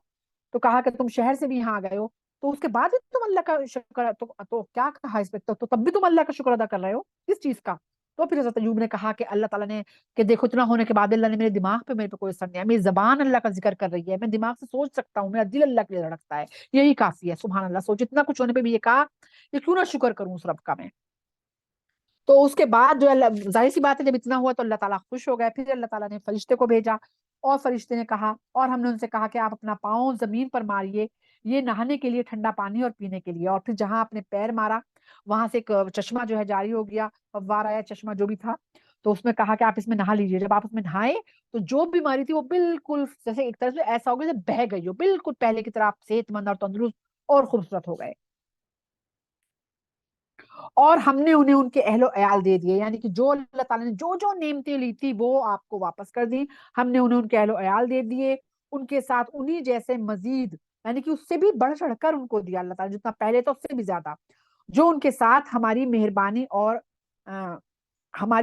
اور عقل والوں کے لیے نصیحت تھی، یعنی کہ یہ ان لوگوں کے لیے ایک نصیحت تھی جو لوگ اللہ کا شکر ادا نہیں کرتے، کہ یہ امتحان تھا جس سے انہوں نے پاس کیا۔ اس کے بعد ان سے یہ بھی کہا کہ آپ اپنے ہاتھ میں تیلیوں کا ایک مٹھا لے لیجئے، یعنی کہ کیا کہتے ہیں گٹھڑ لے لیجئے، اور اس سے اپنی بیوی کو ماریے اور قسم کی خلاف ورزی نہ کیجیے، اور بے شک ہم نے ان کو صبر کرنے والا پایا۔ اچھا، اب اس میں کیا ذکر ہے کہ ایک بار یہ ہوا کہ آپ کی جو بیوی تھی بہت زیادہ نیک تھی، لیکن دین کے بارے میں بہت زیادہ علم نہیں تھا ان کو، اور بہت خدمت گزار تھی، انتہائی خدمت گزار، ہر پورا وقت آپ کے ساتھ رہی، یہ نہیں کہ آپ نے کئی بار کہا بھی چلے جاؤ، آپ نہیں گئی، ایک بار آپ جائیں تو شیطان جو تھا جب بالکل آخری سمجھیے آپ کے پورا جسم بھی بالکل گل چکا تھا، شیطان جو تھا ایک بوڑھا من کیا اور کہا کہ اگر تم یہ مرغا ہے جو بھی کچھ تھا، واللہ عالم کوئی نظر تھی کیا تھا کس طرح اس نے کہا کہ اسے بسم اللہ بھی کیے بغیر جو ہے ذبح کر کے انہیں کھلا دو، یا پھر کوئی اور چیز کہی، یعنی کہ لیکن وہ چیز دین کے حساب سے صحیح نہیں تھی، تو تمہارے شوہر ٹھیک ہو جائیں گے، تو وہ مرغا لے کر آ گئی، لیکن انہوں نے جو تھا اسے کیا نہیں کہ اسے کیا ہو، بلکہ پوچھا انہوں نے حضرت ایوب سے کہ ایسے ایسے ایک آدمی ملا تھا، اس نے کہا ہے کہ مرغا یا جو بھی کچھ ہے اسے اگر میں بنا اللہ کا نام لیے ذبح کروں تو یہ جو ہے آپ اس سے صحیح ہو جاؤ گے، تو حضرت ایوب کو اس پہ بہت غصہ آیا، بہت غصہ آیا، اور انہوں نے کہا کہ تم نے یہ کیسے بات کی، اور انہوں نے کہا کہ میں صحیح ہو جاؤں گا تو اس وجہ سے کہ تم نے یہ چیز کیسے مان لی تو میں تمہیں 100 کوڑے ماروں گا، لیکن کیونکہ آپ خدمت گزار تھیں تو اللہ تعالیٰ نے آپ کے حال پہ رحم کیا، لیکن کیونکہ قسم کھائی تھی آپ نے، قسم کھا کر کہتا میں اللہ کی قسم کھا کر کہتا ہوں، تو اللہ نے کہا کیونکہ تم نے قسم کھائی ہے تو قسم تو پوری کرنی ہے نا، تو انہوں نے کہا کہ جو تیلیاں ہوتی ہیں جھاڑو نہیں دیکھی آپ نے، جھاڑو ہوتی ہے تنکوں والی، تو ایسے ایسے آپ تنکے لے لیجئے 100 اور ان کو ایک جگہ باندھ لیجئے اور اس کو ایک بار ہلکے سے ان کو مطلب ایک بار مار دیجئے تو وہ 100 کی آپ کی قسم پوری ہو جائے گی، اور اس کے بعد جو اللہ تعالیٰ کہنا وہ ایک اچھے بندے تھے اور بے شک اپنے رب کی طرف رجوع کرنے والے تھے، بلکہ ان کے بارے میں ایک دعا بہت ہی مشہور ہے جو آپ پڑھ چکے پہلے، اس کے اندر آئی تھی کہ جب آپ کو اتنی بیماری ہوگی تب بھی آپ کو اللہ تعالیٰ سے مطلب سوال کرتے ہوئے شرم آتی تھی کہ اللہ مجھے صحیح کر دے، تو آپ نے وہ دعا ہے نا بہت اچھی، ربی انی مسنی الضر وانت ارحم الراحمین، کہ اللہ تعالیٰ مجھے بیماری لگ گئی ہے، اور یہ نہیں کہا کہ میری بیماری صحیح کر دو، آپ نے بس کہا اللہ تعالیٰ تو رحم کرنے والا ہے، تو اتنی پیاری یہ دعا ہے، اب لگے بیمار لوگ جو ہوتے ہیں ان کے لیے کہا جاتا ہے دعا پڑھنی چاہیے ان کو بہت کثرت سے، تو پھر اللہ تعالیٰ نے آپ کی جو پریشانی تھی وہ دور کی، اور آپ ہمارے بندے، اب یہاں پہ حضرت ایوب جو تھے ان کا تو قصہ ختم ہوتا ہے، اب دوسرا شروع ہو رہا ہے، اور آپ ہمارے بندے ابراہیم، اور پھر ابراہیم کے بیٹے کون تھے اسحاق، اور حضرت اسحاق کے بیٹے کون تھے حضرت یعقوب، تو یہاں پہ آ رہا ہے اور آپ ہمارے بندو ابراہیم اسحاق اور یعقوب کو یاد کیجئے جو قوت اور بصیرت والے تھے، ہم نے بے شک انہیں ایک مخصوص صفت یعنی فکر آخرت کے ساتھ ممتاز کر دیتا ہے، یعنی کہ وہ دنیا کی فکر نہیں تھی ان کو، آخرت کی فکر رہتی تھی ہر وقت، وہ وہی، لیکن جس انسان کی نظر اپنے آخرت پہ رہتی ہے نا کہ قبر میں کیا ہوگا اور قبر کے بعد کیا ہوگا جب اٹھائے جائیں گے، تو وہ انسان پھر دنیا کی چیزوں میں اسے مزہ نہیں آتا، وہ دنیا کی چیزوں میں نہیں رنگینیوں میں جو مست ہوتا، وہ پھر وہی کام کرتا ہے جو اللہ کو پسند کرتا، اللہ جس سے اللہ راضی رہتا ہے، اور جب انسان دنیا میں لگتا ہے تو پھر کیا ہوتا ہے آہستہ آہستہ فکر آخرت وہ بھول جاتا ہے، تو یہ وہ لوگ تھے جو فکر آخرت میں نظر تھی، وہ سب ہمارے برگزیدہ اور نیک بندوں میں سے تھے، اور آپ اسماعیل اور الیسا اور ذوالکفل کو یاد کیجئے، یہ بھی اچھے لوگوں میں سے تھے۔ اب یہاں پہ دیکھیں 2 نئے نبیوں کے نام آئے ہیں، الیسا اور ذوالکفل، کیونکہ دیکھیں 1,24,000 کتنے پتہ نہیں جو ہے وہ نبی جو ہے وہ آئے ہیں، دنیا کے الگ خطوں میں آئے ہیں، اب جیسے جیسے دنیا جیسے کہ وہ بڑھتی گئی تو لوگوں نے جو ہے ان نبیوں کو اب جو ہے بدھ بنا لیے، نبیوں کو عبادت شروع کر دی، ان کو ہی خدا سمجھنے لگے، بھول گئے ان کو، تو یہ آئے سب میں، تو انہیں میں ایک ذوالکفل کا نام آتا ہے، یہ یسا کا نام اس میں آیا، لیکن وہ کیا تھے، کس خطے میں آئے تھے، کیا تھے، اس کے بارے میں اور کوئی اس کا ہمیں ذکر نہیں ملتا نہ حدیث سے ملتا ہے، تو بس جو نام ہے وہ نام سے ہمیں پتا ہے کہ یہ کوئی نبی تھے، ٹھیک ہے، یہ دنیا میں ان کا ذکر خیر ہے، اور بے شک اللہ سے ڈرنے والوں کے لیے آخرت میں اچھا ٹھکانہ ہے، یعنی ہمیشہ رہنے والی جنتیں جن کے دروازے ان کے لیے کھلے ہیں، یعنی کہ جنتیں تو وہ ہیں نا جو ہمیشہ رہیں گی، جن میں جو کبھی ختم ہی نہیں ہوگی، دنیا کی جو جتنی آرام کی زندگی ہے، کتنا بھی انسان مال دولت ہے، بہترین گھر ہیں، جو ہے ختم ہو جائے گا، یہ جسم بھی اپنا نہیں رہے گا، یہ بھی مٹی میں مل جائے گا، لیکن وہ جو جنت اللہ تعالیٰ دے گا وہ ہمیشہ کی ہمیشہ رہنے والی ہیں، اللہم انا نسألک الجنہ، وہ لوگ ان جنتوں میں گاؤں تکیوں پر ٹیک لگائے بیٹھے ہوں گے، وہاں وہ بہت سے پھل اور شراب منگایا کریں گے. اب شراب کا میں نے پہلے بھی ذکر کیا تھا کہ عربی میں جوس کو شراب کہتے ہیں, اور پیچھے صورت میں ذکر بھی آیا وہ شراب وہ نہیں ہوگی جو دماغ کو سن کر دیتی ہے, جسے چکر آتے ہیں, انسان کا دماغ جو ہے وہ گم ہو جاتا ہے, بلکہ یہ میٹھے میٹھے جوس جسے ہیں وہ ذکر ہے. ٹھیک ہے, اور ان کے پاس نیچی نگاہیں والی ایک ہی عمر کی عورتیں ہوں گی, یعنی کہ ان کو ایک ہی عمر کی عورتیں دی جائیں گی جنہیں حور کہا جاتا ہے. ان سے کہا جائے گا کہ یہی وہ نعمتیں ہیں جن کا تم سے روز حساب ملنے کا وعدہ کیا جاتا تھا. بے شک یہ چیزیں ہماری عطا کردہ روزی ہیں, یعنی کہ رزق ہیں. رزق جو ہوتا ہے روزی ہیں جو کبھی ختم نہیں ہوں گی, یعنی کہ کبھی نہیں. وہ میں نے کہا نا کہ وہاں تو جو نعمت مل گئی وہ ہمیشہ رہے گی. دنیا میں جو نعمتیں ہیں وہ تو ختم ہو جائیں گی, جب ہم مر گئے ختم ہو گئی نعمتیں, دنیا میں رہ گئی, وہاں نہیں جائیں گی. لیکن وہاں کی نعمتیں کیونکہ موت ہی نہیں آئے گی تو وہ تو ہمیشہ ہمیشہ رہیں گی. یہ تو اہل تقوی والوں کا بدلہ تھا اور سرکشوں کا ٹھکانہ. اب یہ تو اہل تقوی والوں کا بتایا گیا کہ ایسی جنتیں ہوں گی جہاں وہ ہمیشہ رہیں گے, اور جہاں پہ وہ ٹیک لگائے ہوئے بیٹھے ہوں گے, پھل کھائیں گے, نہریں بہ رہی ہوں گی وہاں پہ, محلات ہوں گے ان کے, گاؤں تک کے لگا کے بیٹھیں گے. سبحان اللہ سبحان اللہ. اور سرکشوں کا ٹھکانہ بڑا برا ہوگا, یعنی جہنم, جس میں وہ داخل ہوں گے. اللہم انا اسألک الجنہ واعوذ بک من النار, کہ اللہ تعالیٰ بے شک ہم تجھ سے سوال کرتے ہیں کس چیز کا, جنت کا, اور پناہ مانگتے ہیں کس چیز سے, جہنم سے. کہ اللہ تعالیٰ ہمیں جہنم کے ہر عذاب سے بچا لینا, آمین یا رب العالمین. یعنی جہنم جس میں وہ داخل ہوں گے, بس وہ بڑا برا بچھونا ہوگا.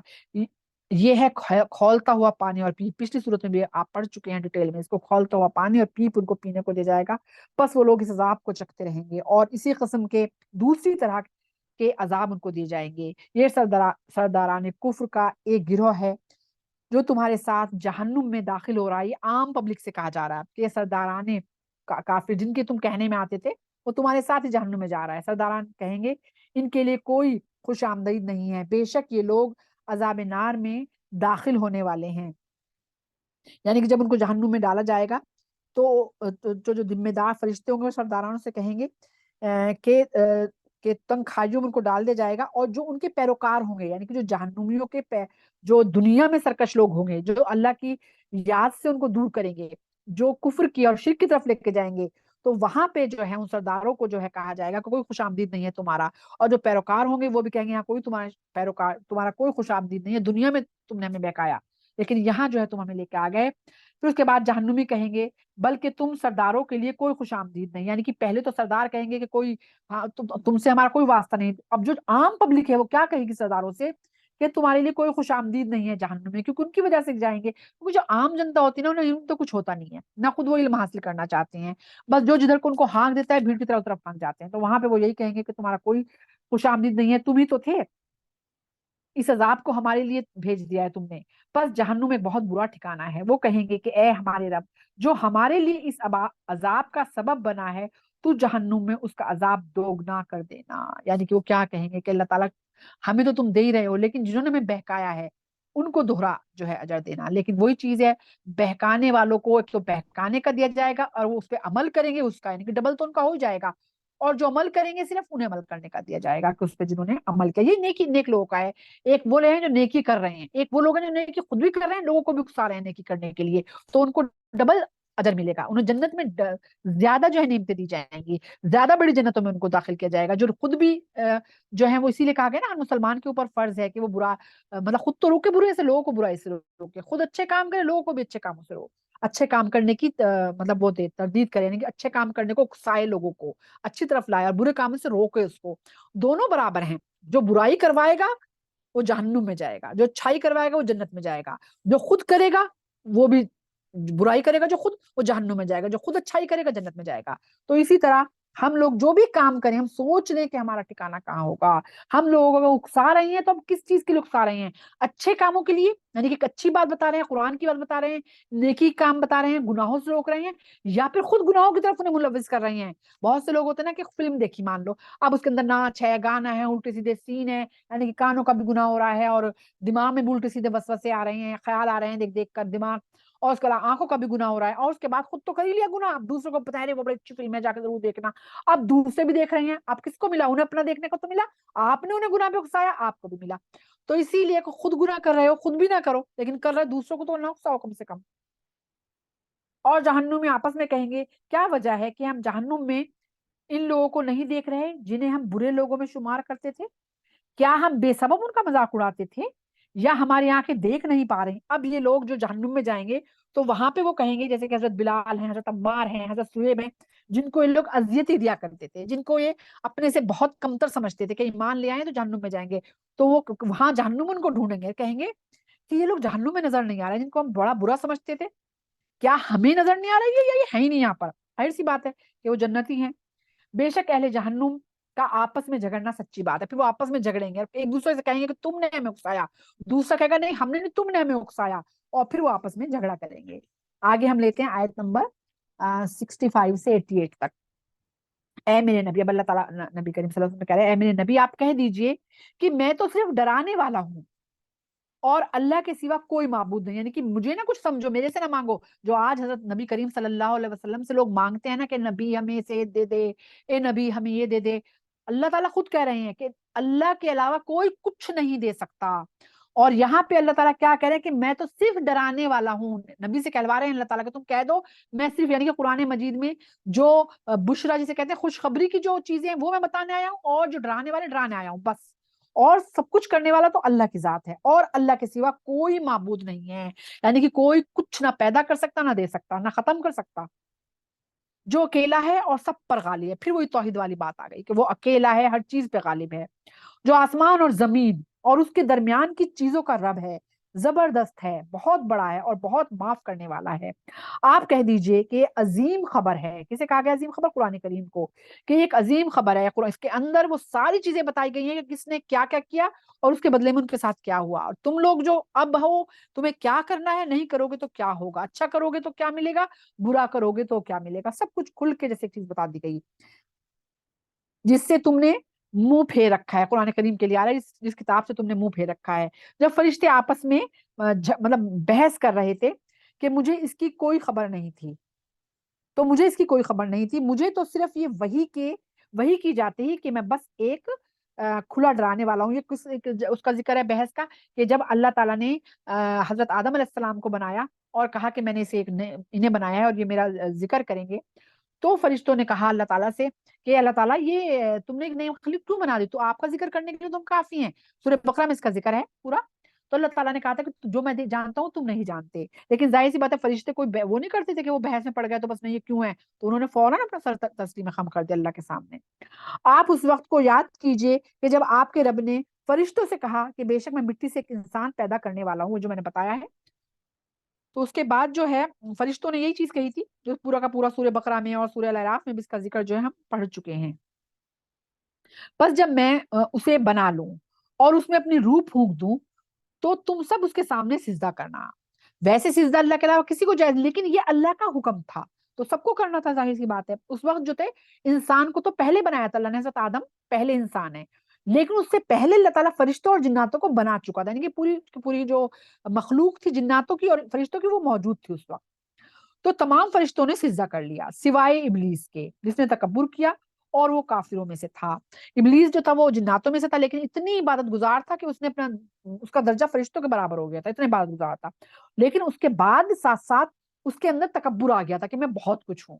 اور جب اللہ نے حکم دیا تو اس نے کہا کہ میں کیوں اس کو سجدہ کروں, میں تو اس سے بہتر ہوں, مجھے تو اللہ تعالیٰ نے آگ سے بنایا ہے, اسے مٹی سے بنایا ہے, اور میں نے تو اتنے عبادت گزار ہوں, میں کیوں اس کا سجدہ کروں. جبکہ مین چیز یہاں پہ سجدہ نہیں تھا, مین چیز تھا اللہ کا حکم ماننا. اس لیے بہت سی جگہ پہ ہم لوگ سوچتے ہیں کیوں اور کیا, مین چیز ہے اللہ کا حکم ماننا, جو بھی اللہ تعالیٰ کہے. یہ نہیں سب میں سوال کرنا چاہیے کیوں کریں ہم لوگ, یہ نہیں, اللہ کا حکم ہے تو ہمیں کرنا ہے. تو یہاں پر بھی یہی آزمائش تھی کہ اللہ نے کہا سجدہ کرو تو کرنا تھا, مین چیز اللہ کا حکم ماننا تھا. لیکن اس نے تکبر کیا, غرور کیا اس نے اور نہیں کیا. تو اللہ تعالیٰ نے پہلا جو گناہ جو ہوا تھا نا تکبر کا ہی ہوا تھا, تکبر جو شیطان نے کیا. اللہ تعالیٰ نے کہا کہ اے ابلیس, میں نے جسے اپنے دونوں ہاتھوں سے پیدا کیا ہے اسے سجدہ کرنے سے تمہیں کس بات نے روک دیا ہے؟ کیا تم نے تکبر کیا یا تم حقیقت میں بلند مرتبے والوں میں سے ہو, یعنی کہ تم خود اپنے آپ کو بہت بلند سمجھتے ہو, تکبر کر رہے ہو. ابلیس نے کہا کہ میں اس سے بہتر ہوں, جو اس کے دماغ میں بات تھی اس نے کہی کہ میں اس سے بہتر ہوں. تو نے مجھے آگ سے پیدا کیا ہے اور اسے مٹی سے پیدا کیا ہے, یعنی کہ آگ تو زیادہ اچھی مانی مٹی سے. اللہ تعالیٰ نے کہا پس تم اس جنت سے نکل جاؤ. یعنی کہ جب اس نے حکم نہیں مانا اور باقاعدہ بحث کی اللہ تعالیٰ سے کہ میں کیوں سجدہ کروں اس کو, میں اس سے بہتر ہوں, تو پھر وہ جنت میں رہتا تھا. تو اللہ تعالیٰ نے جنت سے نکال دیا کہ تم جنت سے نکل جاؤ, تم مردود ہو, نامراد ہو تم, اور تم پر قیامت کے دن تک میری لعنت برستی رہے گی. یعنی کہ براہ راست اللہ نے سوچو حکم دیا اس کو اور اس نے منع کر دیا تو کتنی بڑی اس کے سزا دی گئی کہ پورے قیامت تک اس پہ جو ہے لعنت برسے گی۔ ابلیس نے کہا کہ میرے رب مجھے اس دن تک مہلت دے جب لوگ اٹھائے جائیں گے۔ اللہ نے کہا کہ تمہیں مہلت دے دی گئی، یعنی کہ اس نے دعا کی اللہ تعالیٰ سے، کیا کہا کہ اللہ تعالیٰ مجھے مہلت دے دے جب تک کے لیے سب لوگوں کو دوبارہ اٹھایا جائے، قیامت تک مجھے زندہ رکھنا۔ تو اللہ تعالیٰ نے دعا قبول کر لی۔ یہ دیکھیے ایک چیز، اور میں نے دعا کا درس دیا تھا اس میں نے اس چیز کو کوٹ کیا تھا کہ بہت سے لوگ کہتے ہیں ہم تو بڑے گناہ گار ہیں، ہمارا دعا اللہ کہاں قبول کرے گا۔ شیطان سے زیادہ تو کوئی بڑا گناہ گار نہیں، جس نے براہ راست اللہ کو انکار کیا تھا کہ میں نہیں کرتا، اس سے بڑا تو گناہ گار کوئی نہ جسے اللہ تعالیٰ نے کہا تھا قیامت تک لعنت ہوگی۔ تو پھر یہ نہیں ہمیں سوچنا چاہیے، ہمیں اللہ سے ہر وقت مانگنا چاہیے۔ اللہ تعالیٰ یہ اللہ کو جسے دینا ہوتا ہے اللہ دیتا ہے، اللہ کی مصلحت ہے۔ اللہ تعالیٰ بہت سے نیک لوگوں کو جو ہے دعا قبول نہیں کرتا، اور جہاں اللہ کو دینا ہوتا ہے بالکل گناہ گار لوگوں کی دعا قبول کر لیتا ہے۔ یہ اللہ کے ہاتھ میں ہے، یہ اللہ ہی جانتا ہے اس کی مصلحت کیا ہے۔ تو یہاں پہ اللہ نے شیطان کی دعا قبول کی۔ اس دن تک اس نے کہا، اس دن تک جس کا وقت معلوم ہے، ابلیس نے کہا کہ پس تیری عزت کی قسم میں یقیناً تمام انسانوں کو گمراہ کروں گا۔ آپ سوچئے چیلنج تھا اس کا، کس کے لیے؟ بنی آدم کے لیے، یعنی بنو آدم کے لیے، یعنی کہ آدم کا تمام اولاد کو میں گمراہ کروں گا، کیونکہ اس کی لڑائی تو آدم سے ہوئی تھی نا کہ میں سجدہ نہیں کیا اس وجہ سے مجھے نکالا گیا، تو وہ دشمن ہو گیا۔ تو اس نے کیا کہا کہ میں تمام لوگوں کو گمراہ کروں گا سوائے تیرے ان بندوں کے جو مخلص ہوں گے، یعنی کہ جو بندے تیری سے جڑے ہوئے ہوں گے، مخلص کہتے ہیں نا جو اخلاص کے ساتھ، یعنی کوئی اور چیز ان کے دل میں نہیں، صرف تیری محبت ہوگی، ان کو چھوڑ کے میں سب کو گمراہ کروں گا۔ اور آج دیکھ لو کیا حال ہے، ہم قرآن میں پڑھتے ہیں کہ یہ ایک چیلنج تھا شیطان کا کہ میں گمراہ کروں گا، اور ہم لوگ اس چیلنج کو پورا کر رہے ہیں، شیطان کے قدم سے قدم ملا کے جو ہے اس گناہوں میں ساتھ چل رہے ہیں، ساتھ دے رہے ہیں اس کا، جو وہ کہہ رہا ہے اللہ کی چیزیں چھوڑ کر شیطان کا ساتھ دے رہے ہیں، جو وہ کہہ رہا ہے لباس ایسا پہنو وہ لباس پہن رہے ہیں، حرام کھاؤ حرام کھا رہے ہیں لوگ، کچھ پتہ ہی نہیں ہے سود کھا رہے ہیں لوگ، پھر گھروں کا ماحول دیکھ لو کیا ہے، لوگوں کے حق مار رہے ہیں لوگ، نماز ہی نہیں پڑھ رہے لوگ، روزے چھوڑ رہے ہیں لوگ، زکوٰۃ نہیں دے رہے لوگ۔ کس کا چیلنج تھا یہ؟ شیطان کا چیلنج تھا۔ اور پورا کون کر رہا ہے؟ کس کو مان رہے ہیں؟ اللہ کو مان رہے ہیں، پھر شیطان کو مان رہے ہیں۔ شیطان کا چیلنج تھا نا یہ، تو کہ میں یہ کرواؤں گا، تو ہم اللہ نے کہا تھا میرے بندے جو مخلص ہوں گے وہ تیری باتیں نہیں مانیں گے، لیکن ہم لوگ تو مان رہے ہیں، تو کس کے بندے ہیں ہم لوگ؟ اللہ تعالیٰ ہمارے گناہوں کو معاف کرے، اللہ ہمارے گناہوں کو معاف کرے۔ اللہ گناہ بہت ڈر لگتا ہے کہ ہم لوگ کس قدر جو ہے وہ مطلب شیطان کے پیچھے چل رہے ہیں، اس کی پیروی کر رہے ہیں۔ اللہ نے فرمایا پس یہ بات حق ہے، اور میں حق ہی کہتا ہوں، میں نے بے شک جہنم کو تم سے اور ان تمام لوگوں سے میں جہنم کو بھر دوں گا جو تمہاری پیروی کریں گے۔ اللہم اجرنا من النار، جو بھی شیطان کے کہنے میں آئے گا اللہ تعالیٰ جہنم کو اس سے بھر دیں گے۔ اے میرے نبی آپ کہہ دیجئے لوگوں، تم سے دعوت توحید کا کوئی بدلہ نہیں مانگتا، یعنی کہ اللہ تعالیٰ کہلوا رہے ہیں نبی کریم صلی اللہ علیہ وسلم سے کہ آپ کہہ دو کہ میں کوئی دعوت کا کوئی تم سے وہ نہیں مانگتا کہ اس کے بدلے میں تم مجھے کچھ دو، اور میں دعوت نبوت میں کوئی مطلب اپنی طرف سے بھی کچھ نہیں کام کر رہا ہوں، اللہ جو کہہ رہا ہے میں صرف وہ کر رہا ہوں۔ یہ قرآن تو سارے جہان کے لیے صرف عبرت اور نصیحت ہے، جو قرآن مجید ہے، اور تم یقیناً کچھ ہی دنوں کے بعد اس قرآن کی حقیقت کو جان لو گے۔ تو یہاں پہ اللہ تعالیٰ نے نبی کریم صلی اللہ علیہ وسلم سے صاف طور پہ یہ کہلوا دیا ہے کہ نہ تو میں کوئی اجرت دے رہا ہوں، اور نبی کریم صلی اللہ علیہ وسلم نے کہا بھی کرتے تھے کہ تمہارے ساتھ میں کتنے سال رہا ہوں، تمہارے ساتھ میں 40 سال رہا ہوں نبوت سے پہلے، تم مجھے صادق اور امین کہا کرتے تھے، اور آج جب میرے پاس اللہ تعالیٰ کی طرف سے وحی آنی شروع ہوئی اور میں نے اس قرآن کی دعوت کو عام کرنا شروع کیا تو تم مجھے جھوٹا کہنے لگے۔ تو میں تو تم سے کوئی بدلہ بھی نہیں مانگ رہا کہ میں تمہیں دین کی تبلیغ کر رہا ہوں، تو مجھے بدلے میں جو ہے سونا دو، چاندی دو، پیسہ دو، کچھ دو، میں تو کچھ نہیں مانگ رہا، میں تو صرف یہ کہہ رہا ہوں کہ اللہ تعالیٰ کی طرف سے وحی ہے۔ اور ظاہر سی بات ہے نبی کریم صلی اللہ علیہ وسلم اپنے لوگوں سے محبت کرتے تھے، اپنی امت سے محبت کرتے تھے، اور یہی وجہ تھی کہ آپ بے چین رہتے تھے کہ کیسے میں ان کو صحیح راستے پہ لے آؤں، کیسے لے آؤں۔ اس لیے اللہ تعالیٰ آپ سے کہتے تھے آپ اپنے آپ کو ہلکا نہ کریں، جس کو ہدایت لینی ہوگی نا، جو دل سے خواہش مند ہوگا اسے ہی ملے گی، جو خواہش مند نہیں ہوگا اس کو ہدایت نہیں ملے گی۔ ہماری سورہ صاد جو ہے وہ یہاں پہ مکمل ہو گئی الحمدللہ، اور ہماری سورہ الزمر جو ہے وہ الحمدللہ آج جو ہے وہ ہماری شروع ہو رہی ہے۔ تو ہم اس کی ایک دو آیتیں پڑھ لیتے ہیں، ٹائم ہمارا کم ہے اس لیے بس صرف 2 آیتیں میں پڑھوں گی۔ بسم اللہ الرحمن الرحیم، تنزیل الکتاب من اللہ العزیز الحکیم، انا انزلنا الیک الکتاب بالحق فاعبد اللہ مخلصا لہ الدین۔ یہ ہم نے سورہ صاد جو ہے اس کی ہمیں صرف 2 آیتیں اس لیے پڑھی ہیں کیونکہ وقت کم ہے اور ہمیں معنی مین ہے ہمارے لیے تلاوت سے زیادہ۔ یہ اس کے جو نام ہے سورہ زمر جو ہے اس لیے ہے، اس کا میں بتاؤں گی انشاءاللہ۔ یہ سورت بھی جو ہے مکی سورت ہے، اور بہت ہی ابتدائی جو ہے صورتیں جو ہیں مکہ کی اس زمانے کی ہے یہ، اور بہت سے لوگوں نے اس کی کچھ چند آیتوں کو کہا ہے کہ وہ مدنی ہے اور ابتدائی زمانے کی ہے، جس میں مشرکین جو ہے ان کے اندر بہت ہی جو باطل جو عقیدے تھے ان کی جو ہے تردید کر دی گئی ہے، اس میں انہیں منع کیا گیا، اور مشرکین جو تھے جس چیز کو مانتے تھے اور کائنات میں کہتے تھے کہ اللہ تعالیٰ کے علاوہ بہت سے جو ہیں اور دیوتا ہیں، اور وہ جو ہیں رب اللہ تو ہے، اللہ کو تو وہ مانتے تھے، لیکن وہ کہتے تھے کہ اللہ تعالیٰ تو اوپر آسمان میں ہے، ان کا جو کام کرتے ہیں جیسے فرشتے کرتے تھے وہ دیوتا ہیں، ان کی وہ عبادت کیا کرتے تھے، یعنی کہ کسی سے رزق مانگ رہے ہیں، کسی سے بارش مانگ رہے ہیں، کسی سے اولاد مانگ رہے ہیں، وہ انہوں نے ان کی مورتیاں بنائی تھی، یعنی کہ اپنے آپ انہوں نے وہ دیوتا گڑھ لیے تھے، ٹھیک ہے۔ تو اب اس میں جو ہے اللہ تعالیٰ کی طرف سے وہی کی کہا گیا۔ ہاں ایک اور چیز اس کے اندر بیچ میں آئے گی، مین چیز ہے، وہ کیا کہتے تھے، وہ یہ بھی کہا کرتے تھے کہ یہ دیوتا ہیں یہ اللہ کے پاس ہماری سفارش کریں گے، جیسے آج کل پیر مزاروں سے لوگ کہتے ہیں، تو وہ بھی یہ کہا کرتے تھے، اور بعض نے فرشتوں کو اللہ تعالیٰ کی بیٹیاں قرار دیا، اس کا بھی اس میں انشاءاللہ ذکر آئے گا۔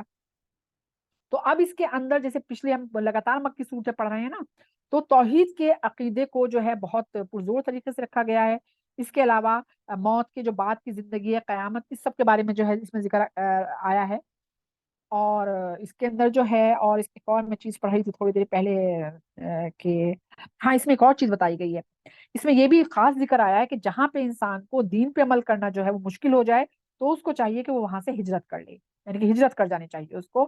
عام لوگوں کے لیے تو اللہ کی اس کی ضرورت نہیں، لیکن نبیوں کے لیے تو خیر ہجرت کے لیے یہ تھا کہ جب تک اللہ کا حکم نہ آئے تو وہ ہجرت نہیں کر سکتے۔ اور اس کے بعد آخر میں اس میں یہ بھی ذکر ہے کہ کس طرح اللہ تعالیٰ جہنمیوں کو گروہ کو کھینچ کھینچ کر جہنم میں ڈالا جائے گا، اور جو جنتی ہوں گے ان کو گروہ کے گروہ میں لے جا کر جو ہے وہ جنت میں ڈالا جائے گا۔ زمر جو ہے وہ استعمال الفاظ ہوا ہے گروہ کے لیے زمر، اور وہی اس صورت کا جو ہے نام رکھا گیا ہے۔ تو سب سے پہلے اس میں وہی چیز کہی گئی ہے کہ تنزیل الکتاب، اس میں وہی کی گئی کہ یہ کتاب جو ہے وہ اللہ کی جانب سے نازل کرتا ہے جو زبردست اور بڑی حکمت والا۔ پھر سے اس کے اندر جو ہے وہی کہا گیا ہے جو پہلے صورت میں شروعات میں پڑھا تھا کہ اللہ تعالیٰ نے اس کتاب کو خاص طور سے بتایا ہے کہ یہ کتاب کو، کیونکہ جو جب شروعات میں جو یہ مشرک تھے یہی کہا کرتے تھے کہ یہ جو کتاب ہے نبی کریم صلی اللہ علیہ وسلم نے خود گڑھ لی، اور یہ شعر و شاعری ہے ان کی۔ تو یہاں پہ پھر سے وہ پہلے کئی صورتوں میں آ چکا ہے، اس صورت میں پھر سے اللہ تعالیٰ یہی کہہ رہے ہیں یہ کتاب جو ہے اللہ کی طرف سے نازل کرتا ہے، یہ کوئی خود سے نہیں بنا سکتا کوئی اس کو، بلکہ یہاں تک کہا گیا ہے نا قرآن میں اللہ تعالیٰ نے چیلنج کیا کوئی ایک آیت بھی اس کی جیسی لے آئے، اور جو کس رب کی طرف سے جو بہت زیادہ حکمت والا اور بہت زبردست ہے، اے میرے نبی بے شک ہم نے یہ کتاب آپ پر دین حق کے ساتھ نازل کی ہے۔ دین حق یعنی کہ دین جو ہے نا اسے کہا گیا ہے زندگی کو جو طریقہ ہے جینے کا، وہ اسے دین کہا جاتا ہے۔ جب بہت سے لوگ کہتے ہیں نا بھائی میرا دین یہ نہیں ہے، جینے کا طریقہ، تو جینے کا طریقہ کیا ہوگا؟ وہ ہوگا جو قرآن مجید نے ہمیں بتایا ہے، جو نبی کریم صلی اللہ علیہ وسلم کا یہ ہمارا دین ہوگا، یعنی کہ جینے کا طریقہ۔ تو دین ہمارا کیا ہوگا؟ جو اس کتاب نے بتایا۔ تو وہی چیز یہاں پہ کہتے ہیں بے شک ہم نے یہ کتاب آپ پر دین حق کے ساتھ نازل کی ہے، یعنی کہ جو حق ہے، یعنی کہ ہمیں زندگی کیسے گزارنی ہے وہ لے کر آئی ہے یہ کتاب۔ بس آپ اللہ کی بندگی اور اس کے لیے دین کو خالص کرتے رہیے، یعنی کہ جو جینے کا تمہارا طریقہ ہے اسے خالص اللہ کے لیے رکھیے، اخلاص کے ساتھ، اس کے ساتھ ذرہ برابر بھی جو ملاوٹ ہے نا وہ اللہ کو برداشت نہیں ہے کہ کیونکہ جب سب کچھ اللہ دے رہا ہے، اللہ کے علاوہ کوئی ذات ہمیں ایک کہتے ہیں نا کہ اس کے برابر سرسوں کے دانے کے برابر، رائی کے دانے کے برابر بھی کوئی ہمیں کچھ نہیں دے سکتا، تو ہم کیوں کسی کی عبادت کریں، کیوں کسی سے مانگیں، اللہ سے ہی مانگیں۔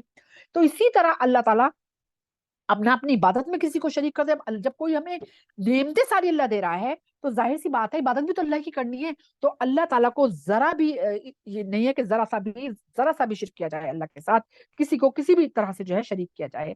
اسی لیے اللہ نے کہا اپنے دین یعنی اپنے جینے کا جو ڈھنگ ہے وہ خالص کر لو، یعنی اخلاص کے ساتھ صرف اور صرف اللہ کے لیے ہونا چاہیے ہمارا جو زندگی ہے۔ میں پانی پی لیتی ہوں۔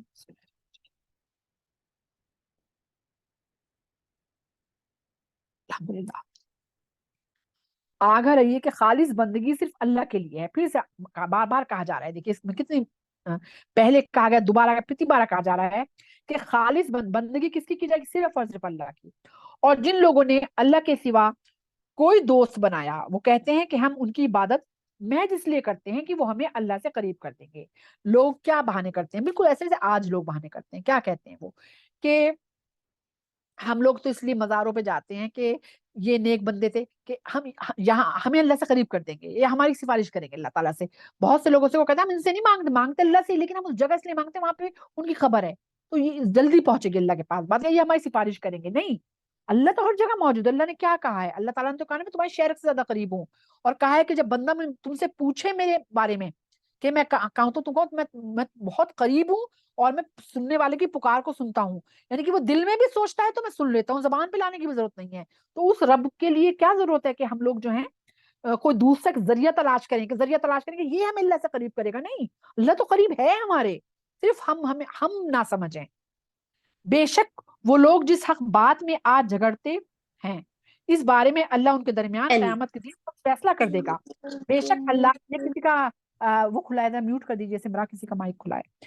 بے شک اللہ جھوٹے اور حق کے منکر کو راہ حق کی ہدایت نہیں دیتا. یعنی کہ جو لوگ بھٹک ہی گئے ہیں، جو اللہ کے علاوہ اوروں کی بات کرتے ہیں، پھر اللہ ان کو راہ حق پہ نہیں لاتے، ان کی خواہش ہی نہیں ہوتی ہے. تو کیا اس میں بار بار کتنی آیتوں میں آیا ہے کہ یہ قرآن مجید کیا ہے؟ یہ طریقہ ہے زندگی جینے کا، یعنی دین کا طریقہ ہے. اور پھر کس کا ہے؟ جو زبردست ہے، اللہ یعنی کہ ہمارے رب کا ہے. اور کیسے دین پہ عمل کرنا ہے؟ خالص کہتے ہیں نا، کوئی چیز ہوتی ہے پیور، کہتے ہیں جیسے پانی کا گلاس ہے، اس کے اندر ایک بوند بھی آپ گندگی کی ڈال دو تو کیا وہ پانی پینے لائق رہ جائے گا؟ نہیں رہ جائے گا نا. تو ایسے پیور ہماری اخلاص کے ساتھ اللہ کی بندگی ہونی چاہیے. ذرا سی بھی ہم نے، یعنی کہ اس کی جو صفات ہیں اس میں بھی ہم نے اگر ملاوٹ کی نا تو ہم نے شرک کیا، چاہے وہ شرک خفی ہی ہو، یعنی کہ ہم کر کوئی رہا ہے، ہم شکر کسی کا ادا کر رہے ہیں. تو اللہ تعالیٰ کو بالکل پیور دین چاہیے، خالص دین، اخلاص کے ساتھ. یہ وہ اللہ تعالیٰ کہہ رہے ہیں. اور جو لوگ دوسرے لوگوں کو کیا کہتے ہیں کہ یہ تو اللہ کے قریب ہمیں کر رہے ہیں، ہم انہیں نہیں مان رہے پر اللہ کے قریب کرتے ہیں ہم یہ لوگ. ان کے پاس جا کے کہتے ہیں قبروں کے، نہیں، اللہ تعالیٰ ہمارے قریب ہے، صرف ہمیں جاننا ہے اس کو، اللہ کو، اور ہمیں اس کے بتائے ہوئے راستے کو جاننا ہے بس. اگر اللہ اپنے لیے کسی کو بیٹا بنانا چاہتا، جو لوگ بنایا کرتے تھے نا، کون؟ یہودی کیا کہتے تھے؟ حضرت عزیر علیہ السلام کو کہتے ہیں کہ اللہ کے بیٹے ہیں. یہ جو نصرانی ہے، عیسائی، کیا کہتے ہیں؟ حضرت عیسیٰ علیہ السلام کو یہ اللہ کے بیٹے ہیں. ٹھیک ہے. اور پھر جو مشرک ہیں وہ کیا کہتے تھے؟ فرشتے اللہ کی بیٹی ہے، نعوذ باللہ نعوذ باللہ. یعنی کہ اللہ کو انہوں نے ایک مرد بنا دیا، نعوذ باللہ. مطلب انہوں نے اللہ کو پہچانا ہی نہیں. اللہ کوئی ایسی ہستی نہیں ہے جو مؤنث یا مذکر ہو، یعنی میل فیمیل ہو. وہ نہیں، اللہ ایک نور ہے. اللہ کیا ہے؟ ہم پہنچ ہی نہیں سکتے اس تک. جب پہنچ نہیں سکتے تو انہوں نے اللہ کو مرد بنا دیا، اسی لیے ان کی اولادیں پیدا کر دی. نعوذ باللہ نعوذ باللہ نعوذ باللہ. تو اللہ تعالیٰ کہہ رہے ہیں کہ اگر اللہ اپنے لیے کسی کو بیٹا بنانا چاہتا تو اپنی مخلوق میں سے جسے چاہتا چن لیتا. یعنی کہ اللہ چاہتا تو، اللہ نے کہا ہے نا کہ اللہ چاہتا تو کر لیتا، لیکن اللہ ایک مرد نہیں ہے. اللہ تعالیٰ کوئی میل فیمیل نہیں ہے. اللہ تعالیٰ مطلب وہ مخلوق کے اندر ہے میل فیمیل. اللہ تعالیٰ تو ایک نور ہے، اور وہ کس طرح کا نور ہے اور کیا ہے کیا نہیں ہے اس کی گہرائی تک ہم پہنچ ہی نہیں سکتے ہیں. وہ تو ہر نقص اور عیب سے پاک ہے.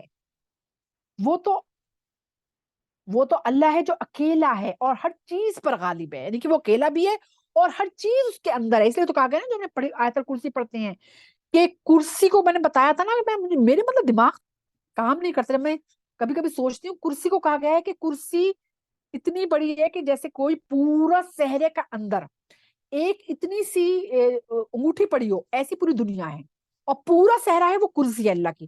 اور پھر عرش کو سوچو، عرش اتنا بڑا ہے کہ اللہ کی جو کرسی کہی گئی ہے جیسے صحرا کے اندر ایک اتنی سی وہ پڑی ہو، انگوٹھی پڑی ہو، اتنی وہ کرسی ہے، اور عرش اس سے اتنا بڑا ہے جتنا پورا صحرا. کتنا بڑا ہوگا عرش؟ مطلب سوچ ہی نہیں سکتے ہیں. ہماری سوچے تو اس تک، وہاں تک اس اللہ کے ساتھ ہم لوگوں کو ملاتے ہیں. سوچیے کہ اللہ کے علاوہ وہ ہمیں دے دیں گے دوسرے لوگ.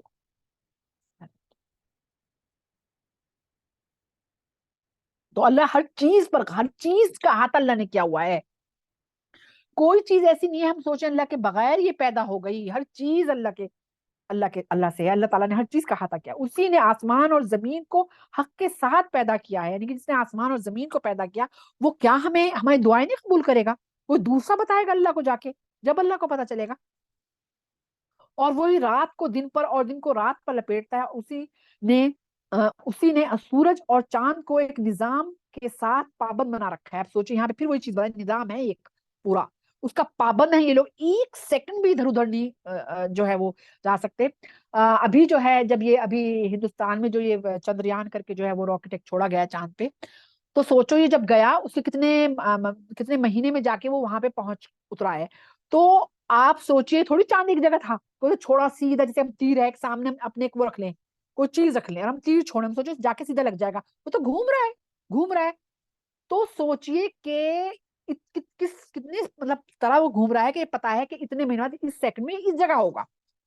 تو اس جگہ کی اس پہ انہوں نے راکٹ چھوڑا اور وہ وہیں تھا، چاند وہاں پہ پہنچ گیا.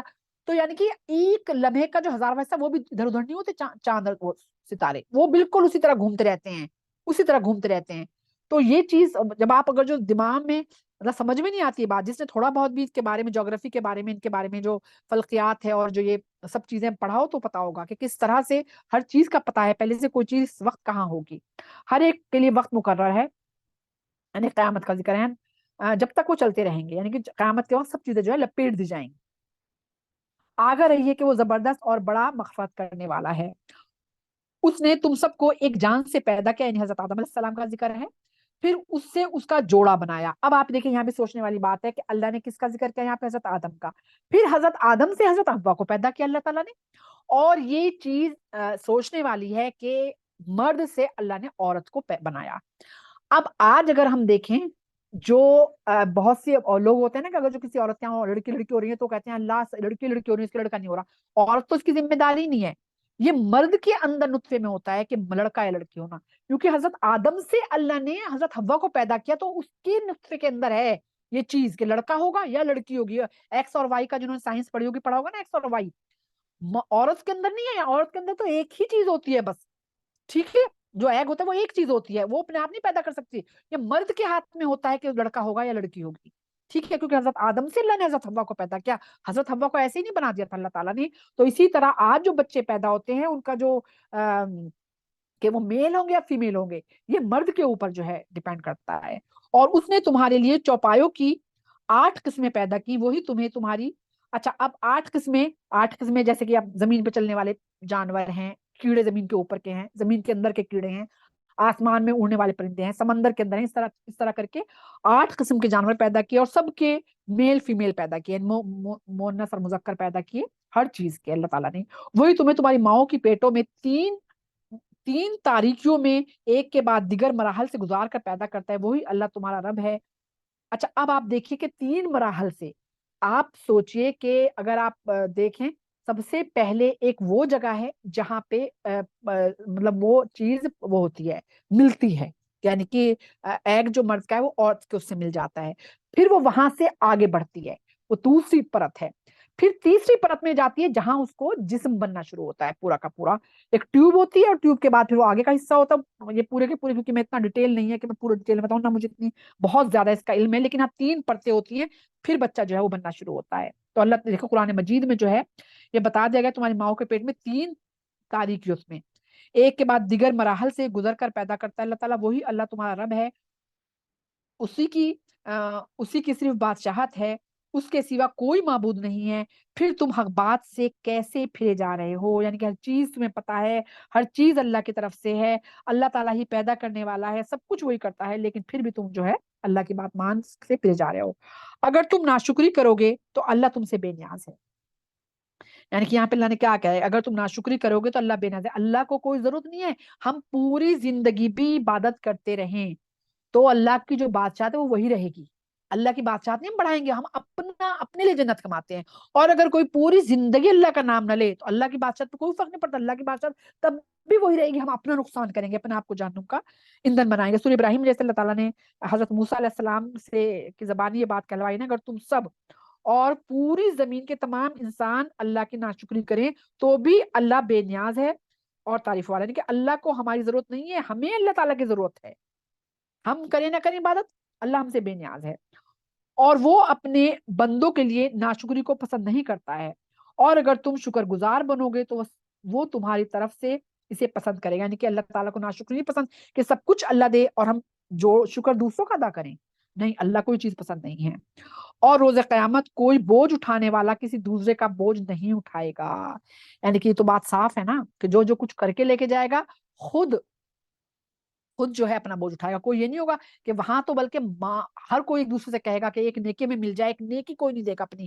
ہر کوئی پریشان ہوگا، نفسا نفسی پھیلی ہوئی ہوگی، ہر کوئی نفسی نفسی نفسی کر رہا ہوگا کہ بس میں بچ جاؤں. یہاں تک کہ ماں باپ چاہیں گے ہماری اولاد کو چاہے لے لو لیکن ہم بچ جائیں، ایک نیکی نہیں کوئی دے گا.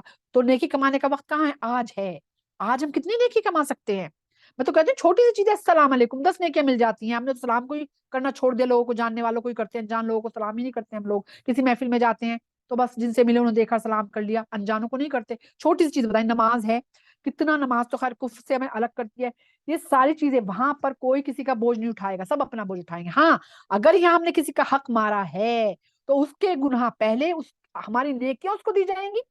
کسی کا حق مارا, کسی کا حق تلفی کی, کسی کا دل دکھایا, کسی کی غیبت کی, چغلی کی, تہمت لگائی, تو ضرور ہماری نیکیاں اس کو دی جائیں گی. اور جب وہ نیکیاں ہماری ختم ہو جائیں گی تو اس کے گناہ ہمارے گناہ میں ڈال دی جائیں گے, تو وہ بھی ہم ہی تو کر کے لے کے جائیں گے نا وہ سب کو حق مار کے. تو کوئی کسی کا بوجھ جو ہے وہاں پہ نہیں اٹھائے گا.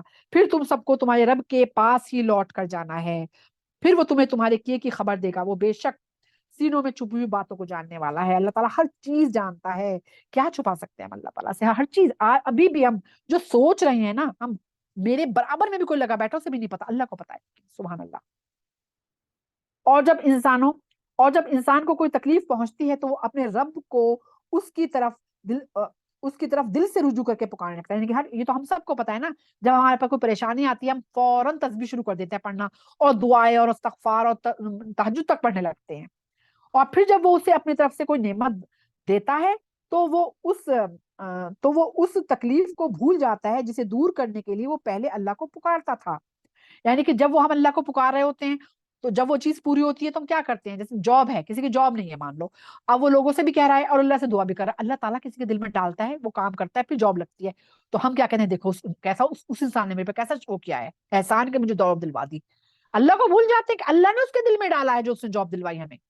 اسی طرح کوئی بھی کام ہوتا ہے, اگر ہم کسی سے کہتے ہیں ہمارا کام کر دو, کر دے, تو ہم مجھے بھول جاتے ہیں کہ اللہ سے بھی دعا کی تھی, اس آدمی نے ہمارا کام کرا. ہر حال میں اللہ تعالیٰ ذریعے بناتا ہے, کرنے والی ذات اللہ کی ہے. بالکل ہمیں اس کا جزاک اللہ ضرور کہنا ہے, ہمیں جو ہمارا مدد کر رہا ہے ہم بالکل اس کا شکر گزار, لیکن یہ نہیں کہ اللہ کو چھوڑ کے جو ہے سارا کا سارا جو کریڈٹ ہے وہ انسانوں کو دینا شروع کر دیں.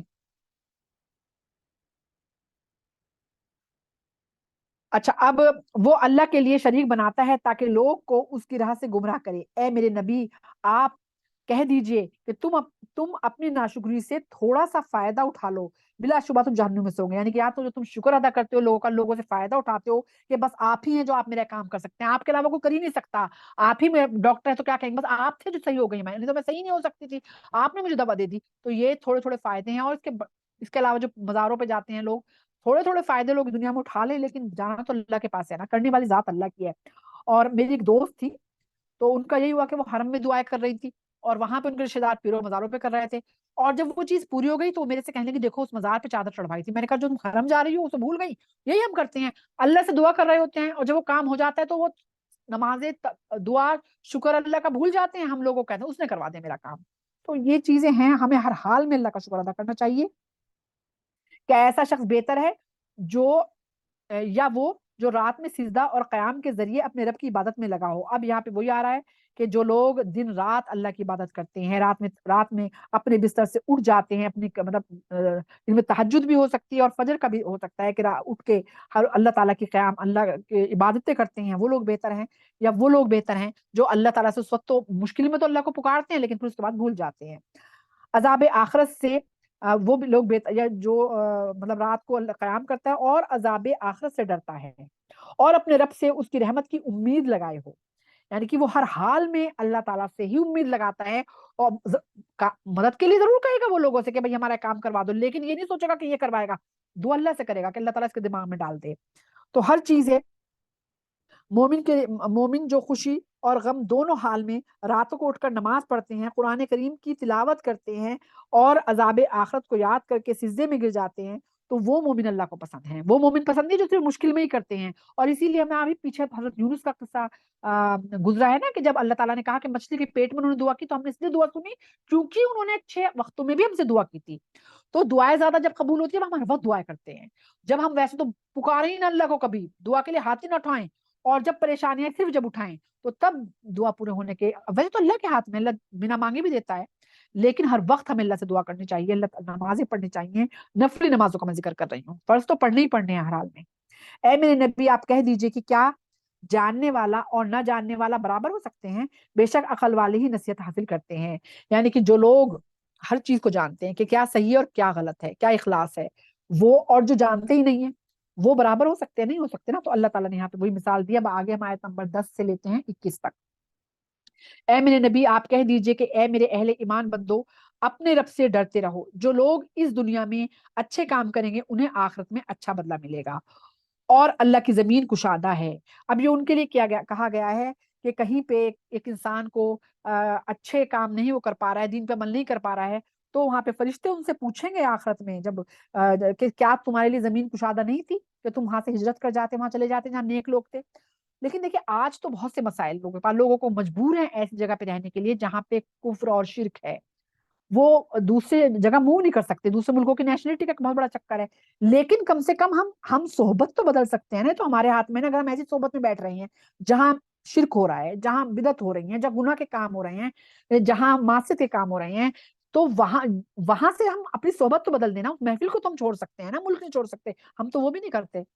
تو یہاں پہ اسی چیز کا ذکر ہے, بے شک اللہ کی راہ میں صبر کرنے والوں کو ان کے صبر کا بے حساب اجر دیا جائے گا. اے میرے نبی آپ کہہ دیجئے کہ مجھے حکم دیا گیا ہے کہ اللہ کی بندگی اس کے لیے دین کو خالص کر کے کرتا رہوں, اور مجھے حکم دیا گیا ہے کہ میں پہلے درجے کا مسلمان بنوں. اس کا پہلے گزر چکا ہے کہ دین کو خالص کرنا یعنی کہ اخلاص چاہیے اللہ تعالیٰ کو. اے میرے نبی آپ کہہ دیجئے اگر میں نے اپنے رب کی نافرمانی کی تو میں ایک بڑے دن یعنی قیامت کے عذاب سے ڈرتا ہوں. اے میرے نبی آپ کہہ دیجئے میں تو اپنی بندگی کو اللہ کے لیے خالص کر کے صرف اسی کی عبادت کرتا ہوں, بس تم لوگ اس کے سوا جس کو چاہو عبادت کرو. آپ کہہ دیجئے کہ بلا شبہ گھاٹا پانے والے تو وہ ہیں جو قیامت کے دن اپنی جانوں اور اپنے گھر والوں کو خسارے میں ڈالیں گے. جیسے سورہ تحریم میں اللہ تعالیٰ نے کہا ہے نا, یا ایھا الذین آمنوا قوا انفسکم واہلکم نارا, کہ اپنے آپ کو بھی بچاؤ اور اپنے گھر والوں کو بھی جہنم کی آگ سے. لیکن بہت سے لوگ ہوتے ہیں خود بھی جو ہے وہ دین پر عمل نہیں کرتے, خود بھی شرک میں پڑے ہوئے ہوتے ہیں, اور ظاہر سی بات ہے سارے گھر والوں کو بھی شرک میں ڈالا ہوا ہوتا ہے. اور اگر کوئی خاندان میں گھر میں اچھا نکل آیا اور وہ کہے چیز غلط ہے تو اس کو بھی دبا لیتے ہیں سارے کے سارے مل کے. وہ بھی بیچارہ مجبوراً لوگوں کے ساتھ جو ہے وہ اسے مطلب مجبور ہو کے وہ سب کرنا پڑتا ہے جو خاندان والے کر رہے ہیں. کہیں خاندان والے جیسے کسی نے کہا کہ جی میں والد کی وہ آ رہی تھی کسی بات تھی کہ وہ جو یہ کیا 10ویں اور یہ آتی برسی, تو لوگوں نے کہا برسی ہے تو دیگ اتارو, تو اس نے کہا کہ نہیں یہ اسلام میں نہیں ہے کچھ بھی برسی ورسی منانا. تو لوگوں نے کہا لو بتاؤ اتنا ویسا کہ باپ نے اس کے لیے کیا کیا نہیں کیا, اور یہ اپنے باپ کے لیے دیگ نہیں اتار سکتا باپ کے لیے اپنی, تو اس سے ان لوگوں کا منہ بند کرنے کے لیے کرنا پڑا. تو بہت سی جگہ یہ ہوتی ہے کہ لوگوں کا منہ بند کرنے کے لیے لوگ ایسا کرتے ہیں. تو اس میں یہی آ رہا ہے کہ خسارے سے بچاؤ, خود بھی علم حاصل کرو, اپنے گھر والوں کو بھی علم دو, خود بھی دین پہ عمل کرو, گھر والوں کو بھی کراؤ. آگاہ رہیے کہ وہی کھلا نقصان اٹھانے والا ہوگا. ان کے لیے ان کے اوپر سے آگ کا سائبان ہوگا. جو لوگ جو ہیں دین کی راہ کو چھوڑ کے, اللہ کی راہ کو چھوڑ کے دوسری راہوں پہ چلیں گے, ان کا ذکر ہے یہ, اور ان کے نیچے سے بھی آگ کے سائبان ہوں گے. اللہم اجرنا من النار, اللہم اجرنا من النار. سائبان ہوں گے. یہ وہ عذاب ہے جس سے اللہ اپنے بندوں کو ڈراتا ہے. پس اے میرے نبی, اے میرے بندو, نبی نہیں کہا گیا بندے کہا گیا, اے میرے بندو تم مجھ سے ڈرو.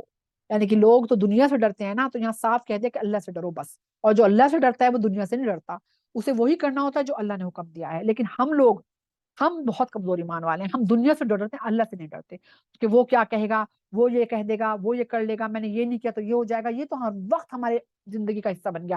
لیکن میرا رب کیا کہے گا میں یہ کروں گا, یہ مجھے کوئی فکر ہی نہیں ہوتی ہے. اور جو لوگ بتوں کی پرستش سے بچتے ہیں اور اللہ کی طرف رجوع کرتے ہیں ان کے لیے خوشخبری ہے. بس اے میرے نبی آپ میرے بندوں کو خوشخبری دے دیجئے جو قرآن کو غور سے سنتے ہیں. خالی پڑھنا ہی نہیں ہے, سننا بھی ہے. کبھی کبھی ہوتا ہے نا کم پڑھ رہے ہیں, لیکن جو جیسے کہ کئی بار انسان کو علم نہیں ہے, اب جو علم والے ہیں وہ ان سے قرآن کے معنی پڑھیں, تفسیر پڑھیں, یا پھر سننا, مطلب جتنا پڑھنے کا ثواب ہے سننے کا بھی ہے.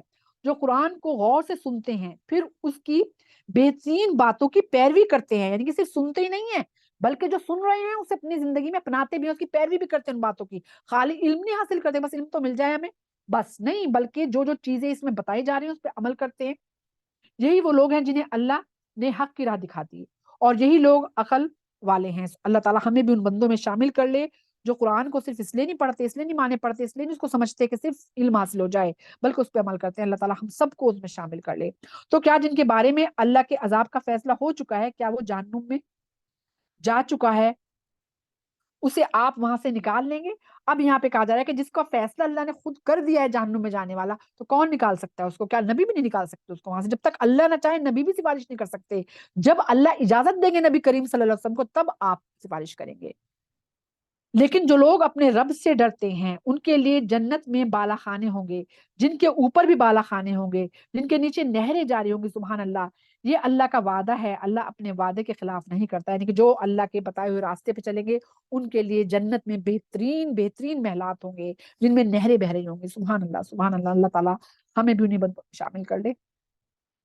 کیا آپ دیکھتے نہیں کہ اللہ آسمان سے بارش نازل کرتا ہے, پھر اسے چشموں کی شکل میں زمین کے اندر جاری کرتا ہے, پھر اس کے ذریعے مختلف رنگ کی کاشت نکالتا ہے, پھر وہ پک جاتی ہے تو آپ اسے زرد ہوتا دیکھتے ہیں, پھر اللہ اسے ریزہ ریزہ بنا دیتا ہے.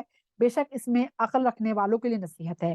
یہ وہی زندگی کا جو ہے ذکر ہے کہ موت کے بعد کی زندگی کو یہ کہا کرتے تھے کیسے کوئی لوگ انسان جو ہے وہ مٹی بن جائے گا, پھوٹ جائے گا. تو یہاں پہ اللہ تعالیٰ وہی کہہ رہے ہیں کیسے بارش ہوتی ہے, سبزہ اگتا ہے, پھر وہ سبزہ جو ہے وہ ختم ہو جاتا ہے, یعنی کہ بالکل بھوس بن جاتا ہے, لیکن پھر ظاہر بات ہے بارش ہوتی ہے, پھر سے سبزہ اگتا ہے.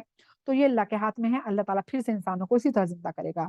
کیا اللہ نے جس کا سینہ اسلام کے لیے کھول دیا ہو پس وہ اپنے رب کی جانب سے نور رکھتا ہو اس شخص کی مانند ہوگا جس کے پاس اللہ کا نور نہ ہو؟ یعنی کہ جس کا سینہ اللہ کے اس قرآن کے لیے, اللہ کی ہدایت کے, اللہ کے دین کے لیے کھل گیا ہو, تو کیا وہ اس کے مانند ہو سکتا ہے جس نے جو اندھیرے میں بھٹک رہا ہو؟ بس ان کے لیے خرابی ہے جن کے دل اللہ کی یاد سے غفلت کی وجہ سے سخت ہو گئے. ایسے لوگ کھلی گمراہی میں ہیں. یعنی کہ جن کے سینے کھل جاتے ہیں وہ نرم بھی ہو جاتے ہیں, ان کے نرم ہو جاتے ہیں ان کے, اور ان جیسے ایک نرم زمین میں پانی جلدی جذب ہوتا ہے نا, تو اسی طرح جن کے دل جو ہے وہ اللہ کے نور سے روشن ہو جاتے ہیں, جو اللہ کے بتائے ہوئے راستے چلتے ہیں, ان کے اندر نرمی آ جاتی ہے. وہ اچھی باتوں کو جلدی جذب کرتے ہیں, جلدی سیکھتے ہیں اور جلدی اس پہ عمل کرتے ہیں. اور جو گمراہی میں جا رہے ہیں وہ اتنے سخت ہو جاتے ہیں, بتاتے رہو ان کو دین کی باتیں. آپ کے چاروں طرف بھی ایسے لوگ ہوں گے کہ جنہیں آپ بتاتے ہوں گے لیکن تب بھی وہ شرک بھی کر رہے ہیں, بدعت بھی کر رہے ہیں, اور وہ گناہ چھوڑنے کو تیار نہیں ہوتے. کیوں؟ کیونکہ ان کے دل اللہ نے سخت کر دیے ہیں. اور جو لوگ ایک قدم بھی اٹھائیں اللہ تعالیٰ ان کے اندر نرمی پیدا کرنا شروع کر دیتا ہے.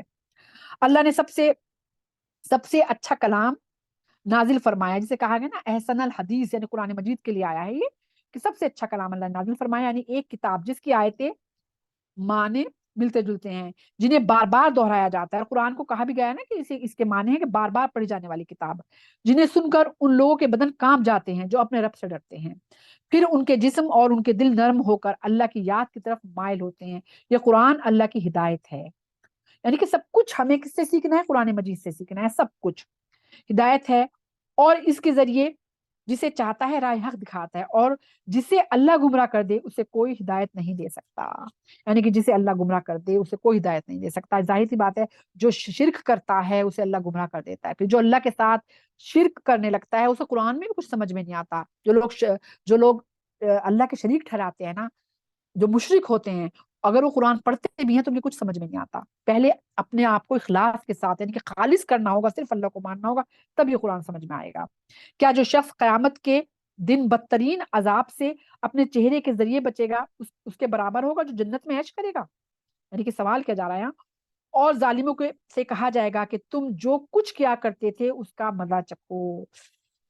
یعنی کہ جب ان کو جہنم میں ڈالا جائے گا, ان کے اوپر بھی سائبان بھی, نیچے بھی جو ہے آگ ہی آگ ہوگی, تو ان سے کہا جائے گا کہ جو تم کر رہے تھے اس کا ہی بدلہ ہے. جو لوگ ان سے پہلے تھے انہوں نے بھی اللہ اور اس کے رسول کو جھٹلایا تھا. یعنی کہ جو پہلے وقتوں کے لوگ تھے, جو پہلے گزر چکے ہیں نا, قوم لوط اور قوم سعد اور قوم عاد اور یہ سارے کے سارے فرعون, ان سب کے بارے میں انہوں نے بھی رسولوں کو جھٹلایا تھا. تو عذاب نے انہیں اس طرح سے پکڑ لیا جس کا وہ سوچ بھی نہیں سکتے تھے. بس اللہ نے انہیں دنیا کی زندگی میں ذلیل اور رسوا کیا, اور آخرت کا عذاب تو یقیناً بہت ہی بڑا ہوگا.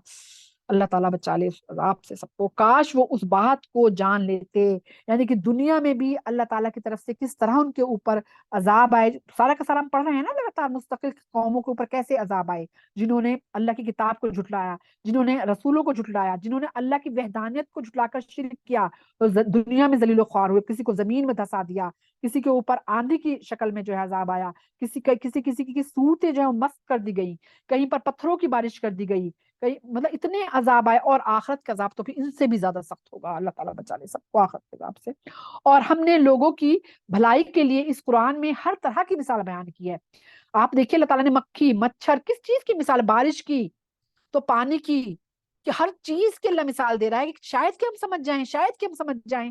تو یہاں پہ وہی چیز آ رہی ہے کہ اللہ تعالیٰ نے ہر چیز کی قرآن میں مثال دی ہے، شاید کہ وہ ان سے نصیحت حاصل کریں. وہ قرآن جو عربی زبان میں ہے، جس میں کوئی کجی نہیں ہے، کیونکہ جو سورہ بقرہ ہے اس کی پہلی آیت میں نے کیا کہا، لا ریب فی، اس میں کوئی شک نہیں ہے قرآن میں. جس نے شک کیا اس کو تو ایمان نہیں چلا جائے گا. تو اس قرآن میں کوئی کجی نہیں ہے.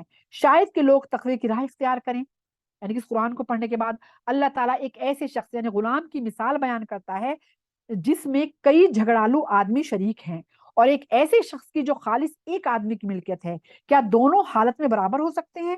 ہر قسم کی تعریف صرف اللہ کے لیے ہے، بلکہ اکثر لوگ صحیح علم نہیں رکھتے. اب یہاں پہ اللہ نے ایک مثال دی ہے کہ ایک آدمی تو وہ ہے جس کے بہت سارے غلام، وہ ہے جس کے بہت سارے مالک ہیں. آپ ایسے سوچ لیں، آپ گھر میں ایک نوکر ہیں اور کئی خاندان رہ رہے ہیں اس گھر کے اندر، تو کیا ہوگا؟ وہ کہے گا میرا کام نہیں کیا، وہ کہے گا میرا کام نہیں کیا، وہ کہے گا کبھی ادھر سے بھاگ کے جو ہے بازار سے لاؤ، تو دوسرا کہے گا جلدی سے جو ہے میرے کپڑوں پہ استری کرا دو، تو تیسرا کہے گا، جس کا نہیں مانے گا وہ اس کے اوپر ناراض ہوگا. تو کتنا پریشانی میں وہ. لیکن اگر ایک آدمی ہے اور ایک آدمی کا ایک ہی غلام ہے، تو اسے تو اسی کی خدمت کرنی ہے. اسے پتہ بھی چل جائے گا اس کی روٹین کے، بھائی اس وقت کھانا کھاتا ہے، اس وقت وہ چائے پیتا ہے، اس وقت مجھے اس کا یہ کام کرنا، تو اس کے لیے سکون ہے، سکون ہے. وہی اللہ تعالیٰ کہہ رہے ہیں کہ تم نے اتنے سارے معبود بنا لیے ہیں، اور ایک رب کو ماننا آسان ہے، اتنے سارے معبودوں کی عبادت کرنا. اور آج دیکھیے ہندوستان میں، دیکھیے آج اس کا جینتی ہے، آج اس کی جینتی ہے، آج وہ جو ہے اپنے وہاں جا رہے ہیں تو ان کی سواری نکل رہی ہے، تو آج ان کی یعنی کہ وہ روز روز کسی نہ کسی بھگوان کی جو ہے وہ ان کے تیوہار چل رہے ہوتے ہیں، کبھی اس کی، کبھی اس کی، کبھی اس کی. اور بلکہ یہ ان کے مطلب جو آپ اگر پڑھیں گے کتاب دینی، تو اس میں یہ بھی ہوتا ہے کہ جنہوں نے اندر کی اتنی عبادت کی، پتا کہ دوسرے جو بھگوان تھے ان کا سنگھاسن جو ہے وہ یعنی کہ تخت جو ہے وہ ہل گیا، اور وہ دوڑ کے آئے، افسرا بن کے آئے، اور ان کی عبادت جو ہے وہ چھڑوا دی. یعنی کہ آپ سوچنے والی بات ہے کہ کیا اگر وہ بھگوان ہیں تو ایک دوسرے سے چڑیں گے کہ ایک کی عبادت کر رہا ہے تو دوسرا جو ہے وہ ہلا جا رہا ہے اور وہ اس کی عبادت کو ختم کر رہا ہے. لیکن آپ اگر ذہن کھول کے سوچیں تو ایک اللہ کی عبادت کتنی آسان ہے، ہزاروں جو معبود بنا رکھے ہیں ان کی عبادت کتنی مشکل ہے. اے میرے نبی، آپ بھی ختم ہو جائیں گے اور یہ لوگ بھی مر جائیں گے. یعنی کہ اللہ تعالیٰ نے کہا نا کلو نفس ذائقۃ الموت، ہر چیز ختم ہو جائے گی اللہ کی ذات کو چھوڑ کر. اور جو لوگ کہتے ہیں نبی کریم صلی اللہ علیہ وسلم کو کہ نبی کریم صلی اللہ علیہ وسلم ہمیشہ زندہ رہیں گے، تو اس آیت میں اللہ تعالیٰ نے صاف کہا اے نبی آپ بھی ختم ہو جائیں گے. یعنی کہ سب کو اللہ کے پاس جانا ہے. کوئی یہاں تک کہ فرشتے بھی، ہر چیز، ملاک الموت بھی اپنی روح قبض کر کے اللہ کے ہاتھ میں دے دی، صرف اللہ تعالیٰ کی ذات باقی رہے گی. اور قرآن مجید میں اس کا ذکر بھی ہے کہ سب کچھ فنا ہونے والا ہے، ہر چیز فنا ہونے والی ہے سوائے اللہ کی ذات کے، کوئی چیز باقی نہیں رہے گی. تو یہاں پہ یہی کہا جا رہا ہے ہر چیز ختم ہو جائے گی، پھر تم لوگ قیامت کے دن اپنے رب کے پاس ایک دوسرے سے جھگڑو گے. کیا جھگڑو گے؟ یعنی کہ جو لوگ وہاں پہ پہنچیں گے، پھر جن لوگوں نے دین کی راہ نہیں اختیار کی ہوگی، تو وہ اپنے جن کو وہ اللہ کا شریک بناتے تھے، یا جو لوگ ان کو بہکاتے تھے، ان کے ساتھ جھگڑا کریں گے کہ ہم تو تمہاری عبادت کرتے تھے اور تم ہمارے ساتھ خود جہنم میں ہو، تم نے ہمیں کیوں بہکایا تھا. نہیں کس طرح سے وہ جہنم میں جھگڑ رہے ہوں گے. تو پھر اب ہم آخر اسی پہ کرتے ہیں. ہمارا یہ الحمدللہ 23واں پارہ جو ہے وہ پورا ہو گیا ہے. اب آپ دیکھیں کہ آخرت میں تو وہی چیز جو ہے کہ ایک رب کی عبادت کرنا کتنا آسان ہے، کہ انسان وہ اس مزار پہ جا رہا ہے، اس پیر پہ جا رہا ہے، اس مندر میں جا رہا ہے، اس جگہ اس کیا نام، مجھے نام بھی نہیں پتا، کہ اس جگہ جو ہے وہ پیڑ ہے، تو اس پیڑ پہ جو ہے وہ باندھے جا رہے ہیں پتھر. تو پاکستان میں کچھ جگہیں ہیں وہاں پتھر تالے باندھے جا رہے ہیں، جالیوں میں جا کر پیڑوں کے اوپر تالے باندھے جا رہے ہیں، اور پتہ نہیں کیا کیا خرافات دین میں ہو گئی ہے. تو میں کہتی ہوں سب کو چھوڑ کے اس رب کو کیوں نہیں مانتے جس نے سب کو بنایا ہے، سب کو پیدا کیا ہے. نفع اسی کے ہاتھ میں، نقصان اسی کے ہاتھ میں ہے. بس ہم یہیں پہ اپنی جو ہے وہ کلاس ختم کرتے ہیں. اللہ تعالیٰ ہمارے گناہوں کو معاف کرے، اللہ تعالیٰ ہمیں ان لوگوں میں شامل کر لے جو خالص ہیں اپنے اللہ کے لیے، اپنے رب کے لیے، اس دین کے لیے، اس قرآن کے لیے، اپنے اللہ کے لیے خالص ہیں. اللہ تعالیٰ ہمیں ان لوگوں میں شامل کر لے. آمین رب العالمین. سبحان ربک رب العزت عما یصفون وسلام علی المرسلین والحمد للہ رب العالمین. ربنا تقبل منا انک انت السمیع العلیم وتب علینا انک انت التواب الرحیم. سبحانک اللہم وبحمدک نشہد ان لا الہ الا انت نستغفرک ونتوب الیک. السلام علیکم ورحمۃ اللہ وبرکاتہ.